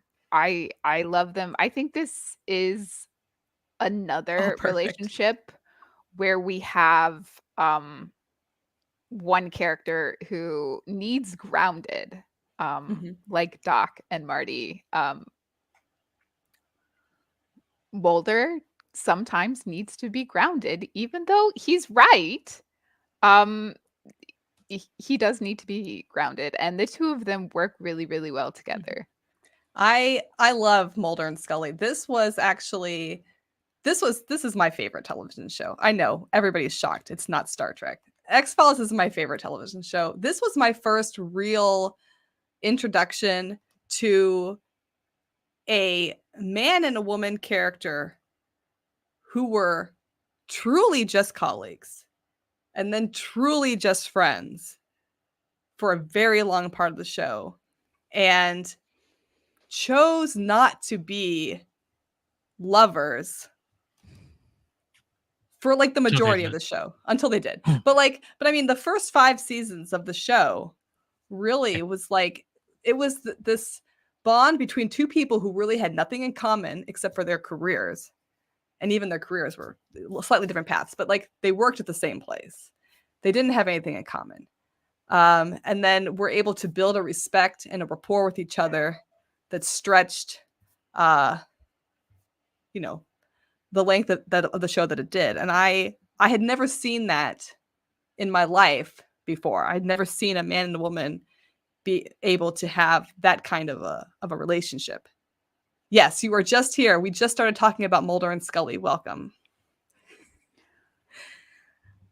I'm actually in a rewatch of the show right now, and something that fascinates me is that when I watched the show as a young person, you guys will have to tell me if you have the same feeling. When I watched the show as a young person, I was 100% convinced that Mulder was the protagonist, that it was all about him. Right. And watching it as an adult, I've discovered that this show is about Scully. The show is actually the whole show is her character arc. His character arc actually happens right before the first episode. Yeah. He doesn't change, right? His relationship with Scully changes, and his feelings for her change. But Scully is the one that has a progressive character arc from the beginning Oh, until the end. Like she is the one. It's all about her faith. He already has his faith, right? And it's all about her faith. And I love how they navigate that together as colleagues and then as friends, and kind of as I don't know. Can we call them their partners? I guess. But the fact how he navigates her faith with her and how she follows her faith towards what it becomes, I think that's really what the show ends up being about. And I don't know. They are fantastic. I do Um, love them. yeah. Sorry. Go ahead. Go ahead. I will have to admit that this is not a show I was allowed to watch growing up. So I didn't come from, I saw this as a kid and I'm rewatching it later. I think the first time I saw it, I was definitely a teenager, a young adult, and I just caught some random episodes at a friend's house. And then I've gone back and watched the show, but it was definitely as an adult, and I always thought Scully was the main character. But that's because, like, redheaded woman. I was very distracted by this. I'm going to admit it. I was very distracted. Redheads and women are distracting. It's not my fault. But I yeah, have to agree with her that. Yeah, her I do character too. arc is so fascinating to watch. It is. And I love Mulder just in the background, being like, "Yeah, come on, come down this path with me." He's constantly encouraging her, Well, I a just love little how bit too much at times. no, but I love how he has his faith. His faith is what happened to his sister. His faith is that the conspiracies and the aliens, and then she has her religious faith. And I love how she grapples with her religious faith, but she doesn't grapple with it because of the aliens. and the conspiracies. She grapples with it because of what happens to her sister and what happens to Yeah. her dad. And it's all, she's very grounded, like you said, in the real world. She's grounded in her real relationships here on Earth. And that ends up being really what the whole thing is about. And then Mulder kind of, yeah, in retrospect, watching it now as an adult, he is basically just kind of there to help her find out where she's going to land with her belief system. I do find that her journey is the main point of the show, but it's also she's the every person character in the show. She's very much like grounded in reality. She's a doctor and a law enforcement person um who has a very analytical, logical like mindset. And so it's like, how much more proof do you need before you believe the impossible to be possible? And I love it. Now, I will also say that there's one thing about their dynamic that you are not going to bring up that I will bring up, right? Like, I will watch another random show and a character will die, and everybody in my family will scream out, they got Mulder and Scully. Because, absolutely, if this was based in the real world, they would have been booted from the FBI because so many people die under their watch. Like, it's a great show. They are pursuing the weird, but they really suck as FBI agents overall, is what I'm going to say. And that's probably controversial, but like I feel there should be like a legal ad if you or someone in your family has been murdered by Krychek, unexplained. then.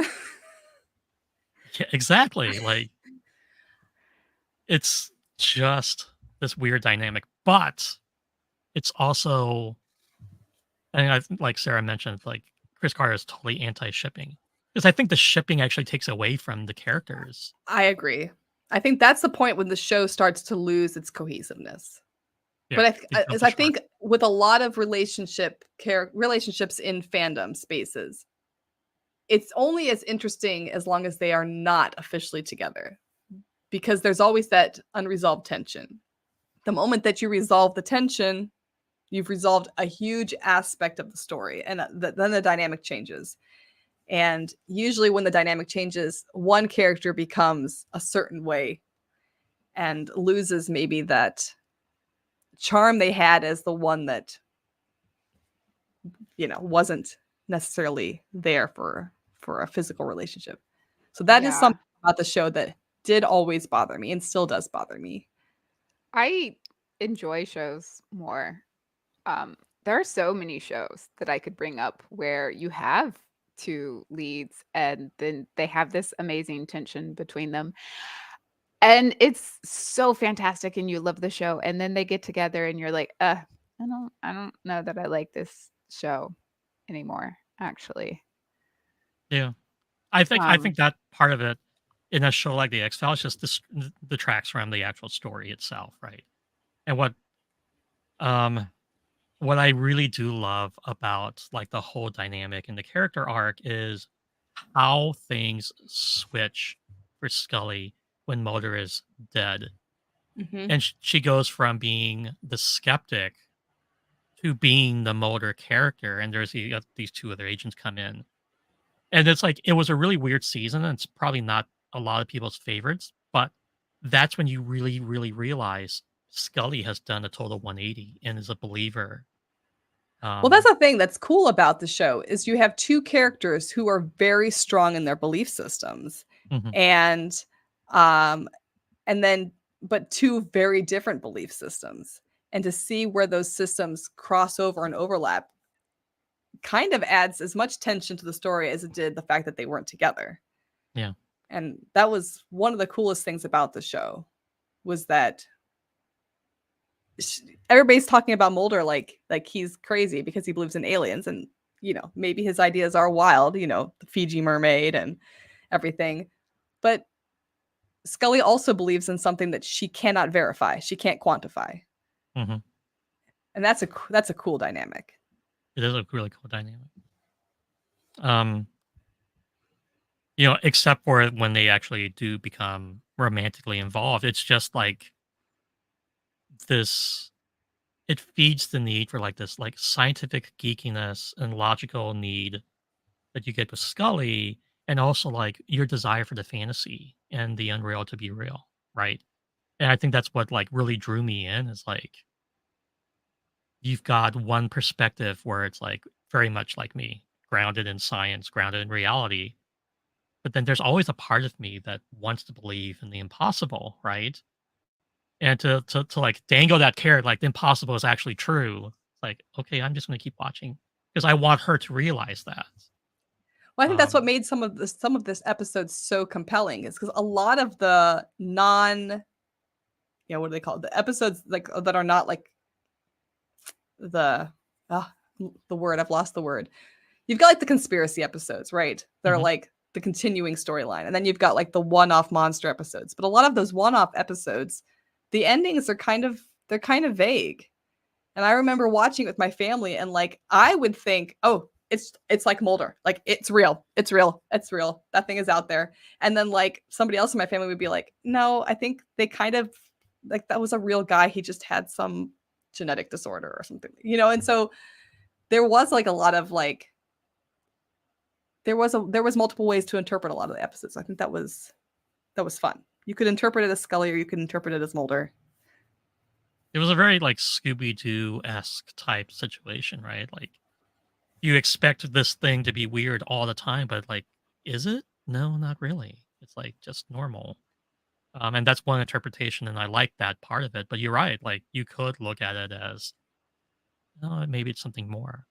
And even the newer seasons came out, decades later, had those Monster of the Week episodes, and I loved them.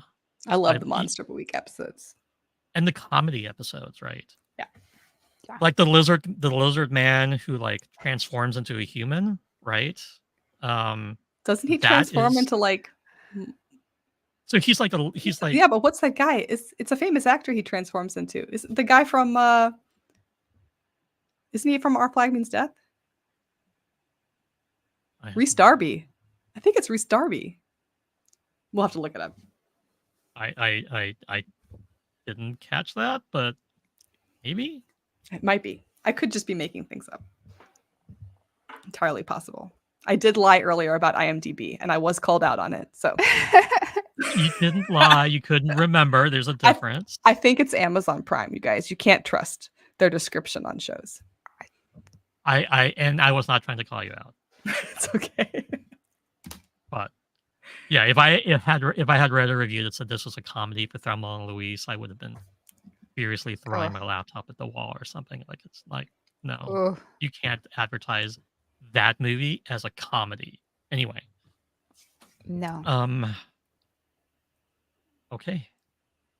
Anything more? But The on X-Files Mulder and was Scully? also my introduction to fan fiction. So Oh, really? Ooh. that's the first fan fiction I ever read was an X-Files fan That's a fiction. good one. Well, Good one. it was an intense fan fiction. That's how I discovered Oh, the spice. Marty reads fan fiction and immediately goes spicy. I'm like, Um, oh.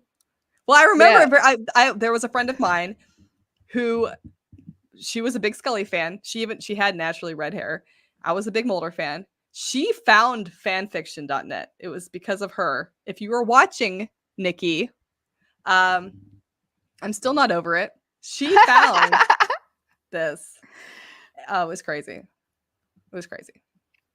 I forgot about this episode, but this is a good call out. And Oh yeah. The episode where a shapeshifter turned into Is that Luke Small Potatoes? Skywalker and got someone pregnant. I can't remember think which episode it is. I but think that yeah. episode is called Small Potatoes. Oof. I think. Because I love that Sarah's in the comments like. Doesn't he have a deep-diving. tail? The guy has like a tail. Yes, I think so. And that's how they realized it was the same person, right? Look, yes. But then he turns into Mulder and Yeah. like kisses Scully, right? Yeah. Or makes a pass at Scully. Yeah, it was so amazing. There's just so much good content for the X-Files. like Yeah. overall. That was that also the episode with Luke Wilson, wasn't it? With Owen Wilson's brother, I think. And every time they told the story, they were like telling it from their own points of views, and they saw things differently. Like Mulder thought guy had like really big teeth, and Yeah. Scully was like, no, he wasn't like that at all. He was nice. Yeah. Yes. There's just so many. Yeah. Anyway. It was great show. Great dynamic. Okay. Are we ready to move on? Sure. Are we? Yeah. Yeah, You tell me. I think we're good. Lucy and Ethel. Okay. So I used to watch reruns of I Love Lucy, and I have to appreciate I Love Lucy because it's what gave Lucille Ball like the bulk of her money, which allowed Mhm. her to be super powerful and actually push the studio to allow Star Trek. So like Lucille Ball is the queen of Trek. That's just the way it is.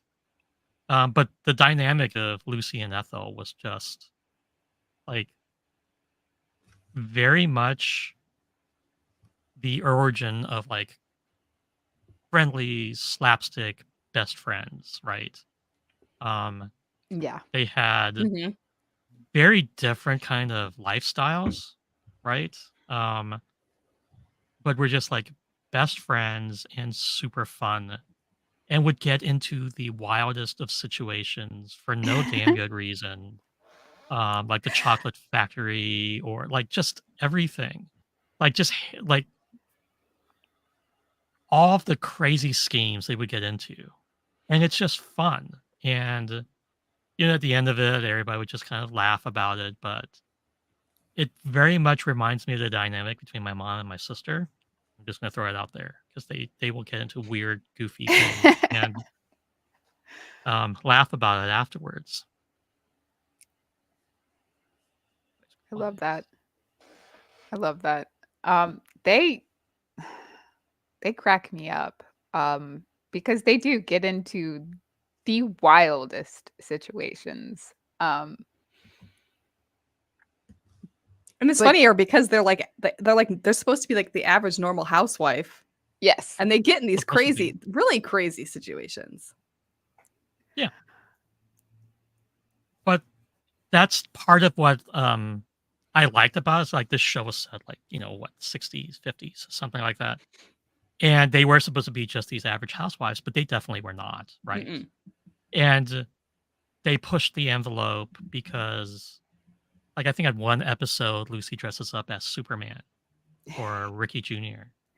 And then the real Superman actor shows up. But it's just, and saves her because she's stuck on a ledge, right? Like, it's just the things that they would do for the family or for each other were wild and insane. And she was a very physical actress, right? Very physically comedic. And it really kind of broke the mold from what was on TV at the time, right?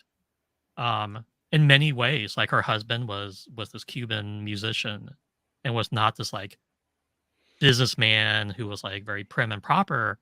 Like he played music in a nightclub, and that's their whole existence.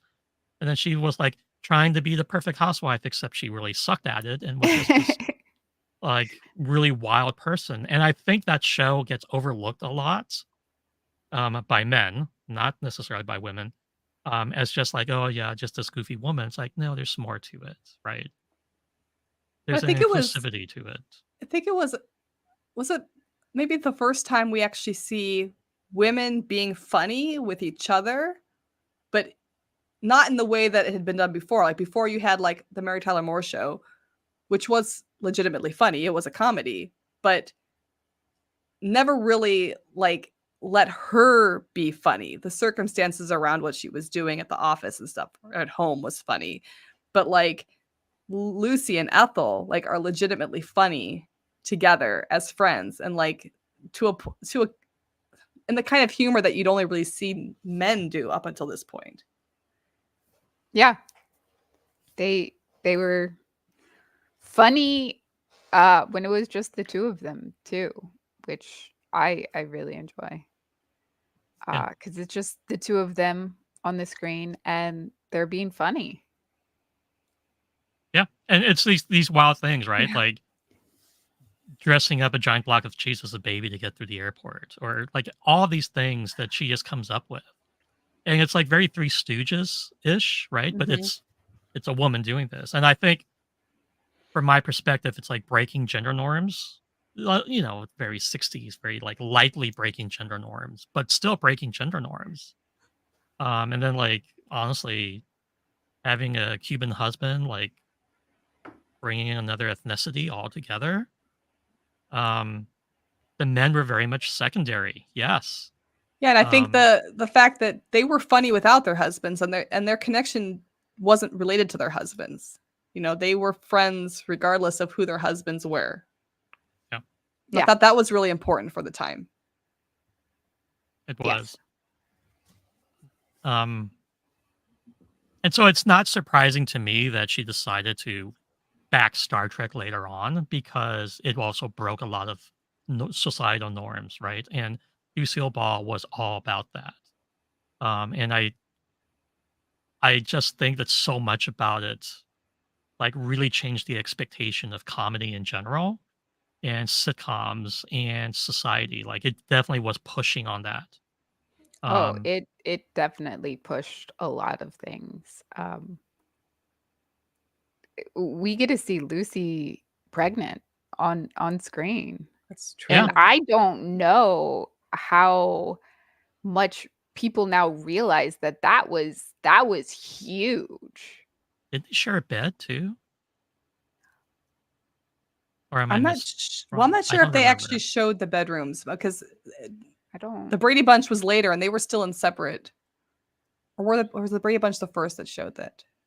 It was a weird time period where like they were just starting to do these things for the first time. I, Yeah, The Brady Bunch might have been the first. I yeah, know that I have yeah. talked to women who had children in the 50s and 60s, and you did not see that on television.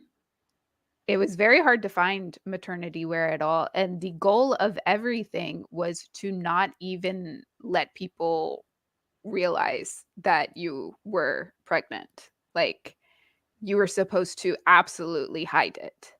Um, I know, one woman who had a twin pregnancy and was put on a diet because she was gaining too much weight. Of course, at the time, they didn't know it was twins. But she and I cannot remember the diet she was on now, but just talking about how little she ate every day to just not show. And then at the end, how they definitely it became apparent that she was pregnant, and it was a problem because she worked at a school. And like, yeah, you can't be pregnant. But there Well, was Lucy. and she was making it look nice too. Like she was making Yeah, it look good. Like she's like, you yeah, don't have to dress up like your mom did when she was pregnant with you. You could be pregnant. You could be fashionable, and you could yeah. still be on TV and still be funny with your best friend. And that was all like okay. And I thought that was big. That was huge. I also Huge and think too, and I beautiful. can't remember off the top of my head because it's been so long since I watched it, and I used to watch reruns when I was a kid. But if I remember correctly, there were some scenes that Lucy and Ethel had that were on the serious side. Um, Mhm. and they were able to balance out the comedy, so it wasn't just continuous slapstick. And so Yeah, you did get to see like the real friendship that was there between the two characters. Yeah. yeah.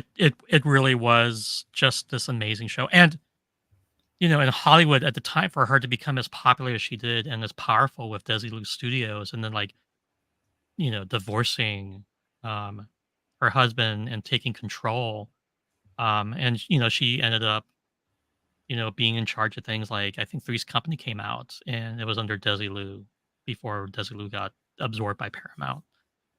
There was just like so many iconic shows that she was behind and backed, Yeah. that just kind of like changed the entire dynamic. Because if you remember Three's Company, like as a straight dude living with 2 women platonically, and that was like a big no-no, right? And the whole thing was like he had to act like he wasn't straight so that he could live with them. And this was like set in the 70s and 80s. Um, if you think back, like it hasn't been that long, and all these groundbreaking things are happening because of things like sitcoms, and a lot of that because of Lucille Ball.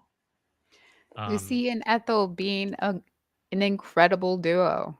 Yeah. Um, Without Ethel, I don't think the show would have been no, she needed half Oh, that of what no. it was. straight Uh, woman partner in crime, Yeah. yes. just amazing thing. Um, And incredibly funny on her own, too. The scenes Yes. between Ethel and her husband and stuff, like, Hilarious. I mean, that just kind of spawned out of what she had with Lucy. It's just so funny. They're they're just perfect together. both hilarious individually. I love them so much. I mean, how can you not? And I think there's definitely parallels in female characters from that time period in like cartoons, very much, kind of Wilma, Betty and Wilma-ish kind of mischief that happens. Um, and you just see that throughout media going forward, right? Just like these funny women who are the lead characters of shows. And I think it really does come back down to that dynamic being so successful and people wanting to replicate it. Like, let's face it, when you are able to draw in stubborn society into something that's brand new and different and make money doing it, it really pushes the envelope, and that's so amazing. Okay. Are we ready to move on to our final duo? Yes, I'm excited Yes, about I this love one. them so much. I mean, Burnham and Tilly from Discovery. just perfect I in love this every way. relationship. I love this relationship because I feel like I'm not sure if, and some people have to come up with some other examples. Is there another relationship of two women who literally are like they're just supporting each other the whole way through? I mean, Tilly is a major reason why Burnham is able to get her act together and become the captain that she becomes. And then because of Burnham, Tilly is able to grow into this incredible educator. I mean, there's like no competition really between them. They're No. good friends. They support each Yeah. other, and they support each other's goals, both their career goals, their relationship goals. Have we I seen this think before anywhere I else? think Kira and Dax kind of had a similar, like, there's no competition between them. They just like really bonded, but Mhm. the problem was it was under Berman's era and they talked about men a lot, Yeah, they did. which took away from the fact that these are two very powerful women. So we actually get to see that dynamic with these two without kind of like that sexist overlay. I Um, think of them and I think of Troy and Crusher and how they were really, really good friends, but we missed out on so We many did. opportunities in TNG for them to be better. Mhm. And to be more like Burnham and Tilly. And these two did not start out as friends. I No. mean, their origins they were both kind of like, no. I mean, I love that Tilly Tilly has was to like like, "You're in my space. This is very strange for yeah. me." Burnham's like, "Don't worry. I'm not staying. We're not gonna be friends." And to see that grow and evolve, and you get them just constantly supporting each other and constantly being like, "I'm gonna make you better." Um, it's so beautiful, and I wish we got that with more female duos in Star Trek. This is what we could have had, um, yeah. in Deep Space Nine and in TNG, and we didn't get. Yeah, and I love like what you said about them not being friends in the beginning because I think one of the things about this relationship that is so good is the fact that Tilly has to overcome so much prejudice with regards to Burnham because she sees Michael as a criminal in the beginning a little bit. You know, she's Yeah. like, you've done things that you're not supposed to do. Like, you've broken the law. Like, you defied the Starfleet regulations. This is my life. This is what I want to become. I want to be the best Starfleet officer. I want to be a command officer. I want to be captain. And everything Michael has done when she first meets her is the antithesis to that. And the fact Yes. that she's able to come around and see Michael for who she is and help Michael even realize who she is. I mean, Michael doesn't even believe in herself in the beginning. And Yeah. so much of it's due to her relationship with Tilly. Yeah, but Tilly grounds her, and gives her somebody who is just this like amazing pure friend that they develop this pure friendship and is so supportive. She needs that. She needs to remember that she is this amazing leader, and Tilly reminds her of that. And then she like wants to nurture Tilly's natural ability. I love that so much. And I look, I cannot explain enough how much I hate Rick Berman for not giving us these dynamics sooner. And so when I get commentary from Trek Bros on somebody's comment section talking about nuance and how old Trek was better, it's like, no. And this is a good example of why. But I think you're right. But also, it's not even just Star Trek. I mean, if you think about outside of Star Trek, thinking about other TV shows, how often do you see two women in a friendship where the friendship doesn't fall apart because of a man? Oh my Does- god. I mean, it's really hard to think of. They're not in competition with each Right. other.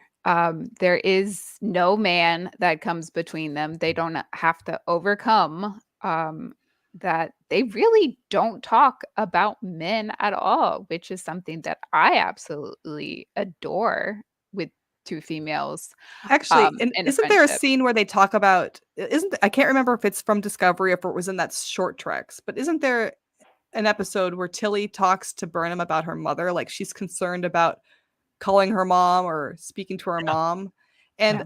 I remember when I saw that, I thought to myself, wow, that's a really adult woman conversation to call in your best friend to be like, I'm having mom issues, or like, I need to talk about my mom, or like, you know, Yeah. I mean, I'd never seen that before It was beautiful. that episode. They have just such a amazing friendship and a very vulnerable friendship where they do talk about, hey, these are my mommy issues. Um and they're just so supportive towards each other throughout the entire show. Once they become friends, they are so supportive of each other, even when that support um takes Tilly away from Discovery. Burnham would never try and stop her from being the best that she could be. Um, I love them so much. Not getting like 10 more seasons of Discovery and Mhm. only getting, a handful of episodes each season feels criminal to me. It It is feels criminal. it feels does. criminal.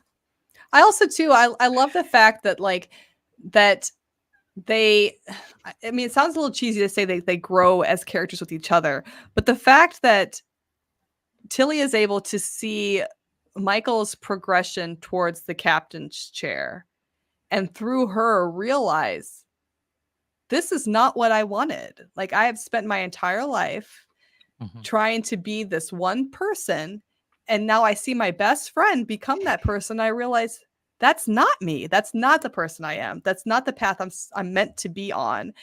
And Michael then turning around and saying, I support you going in a different direction.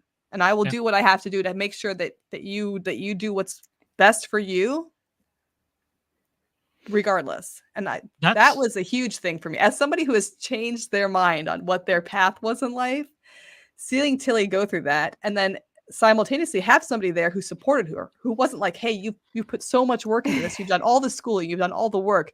You might as well just become the captain. You might as well just finish your commanding program. No, instead turn around and be like, hey, Tilly, follow your gut. You know what's right for you. That was groundbreaking, I felt. Yeah.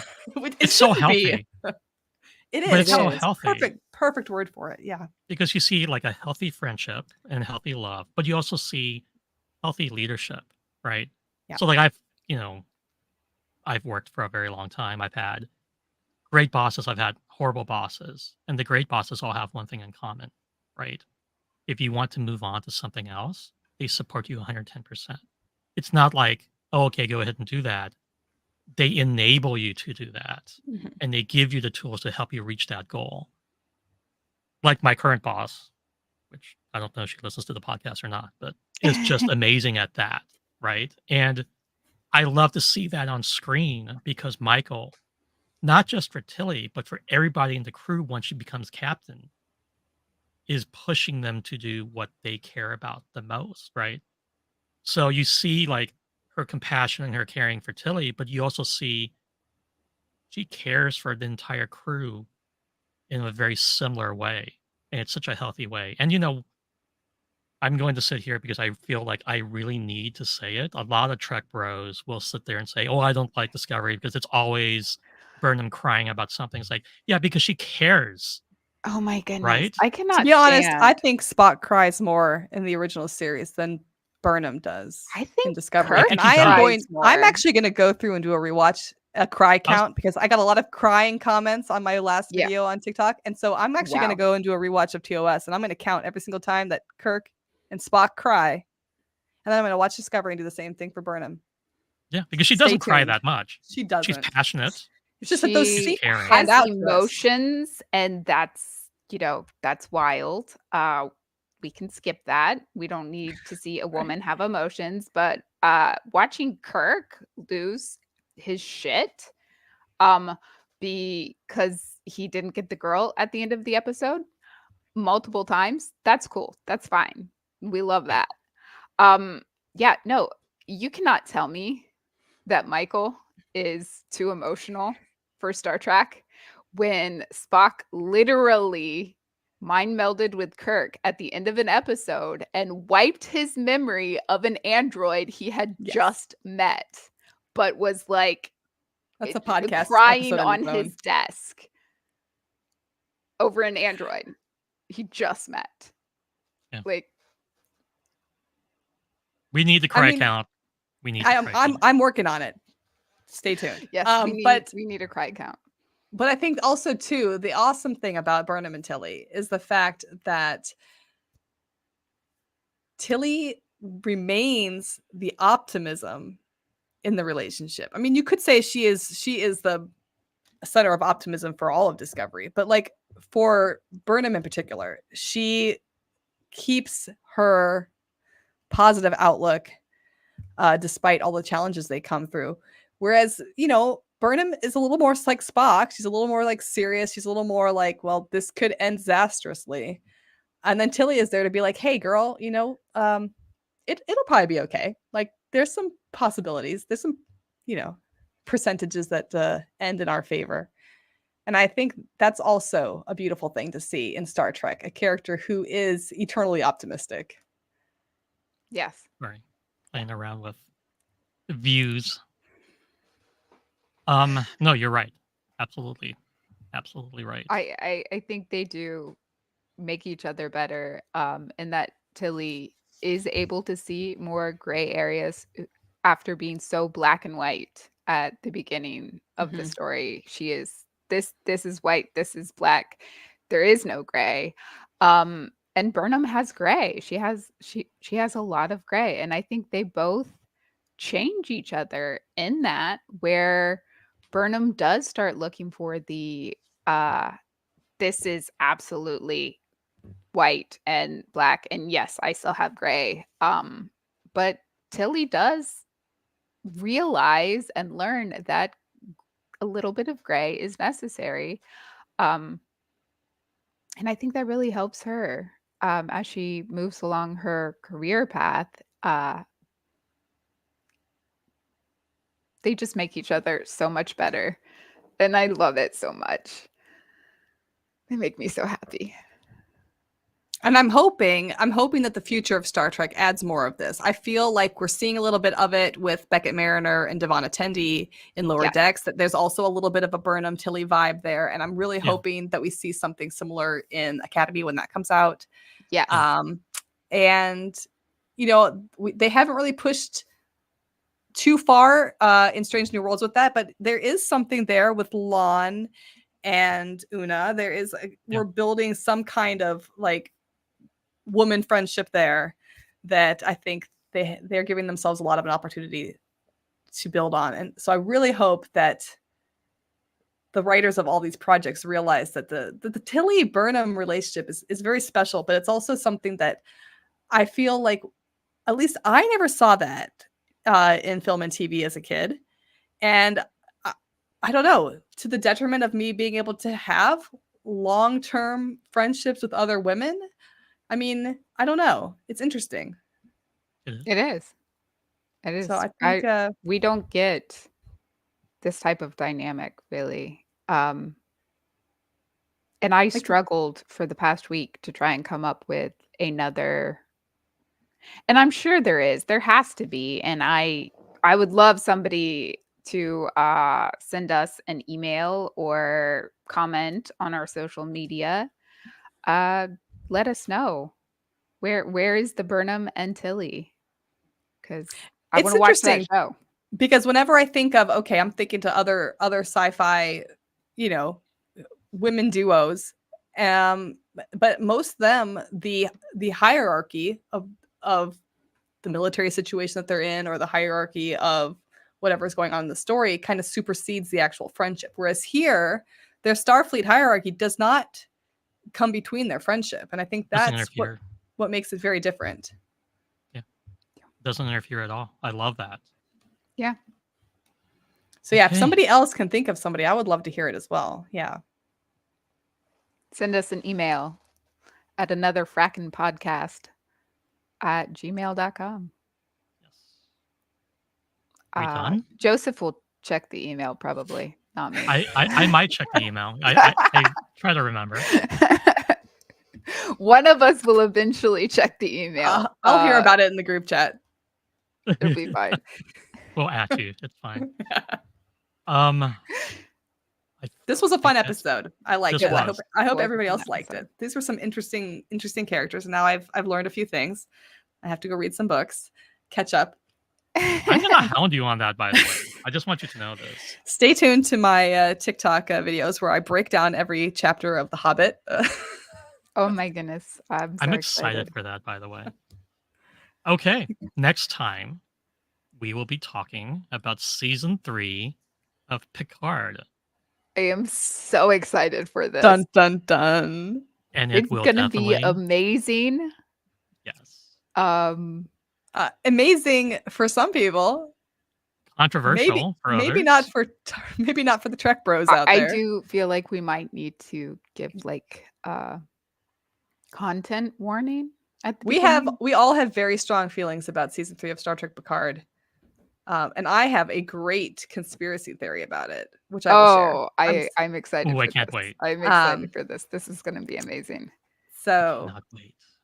Okay. I'll be rewatching it and taking some serious notes. Yes, I'll get out my Post-its. I'm definitely going to take some notes. Okay.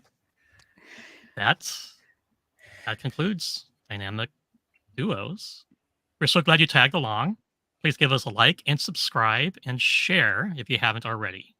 Share with your friends, share with your family, share with your enemies. It's totally fine. We want hate comments too. It's all good. Thank you, everybody, for joining us.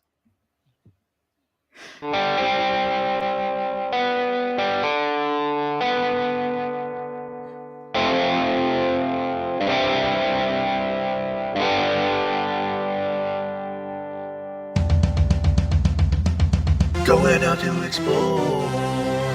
Tune-in comes to another fracking podcast.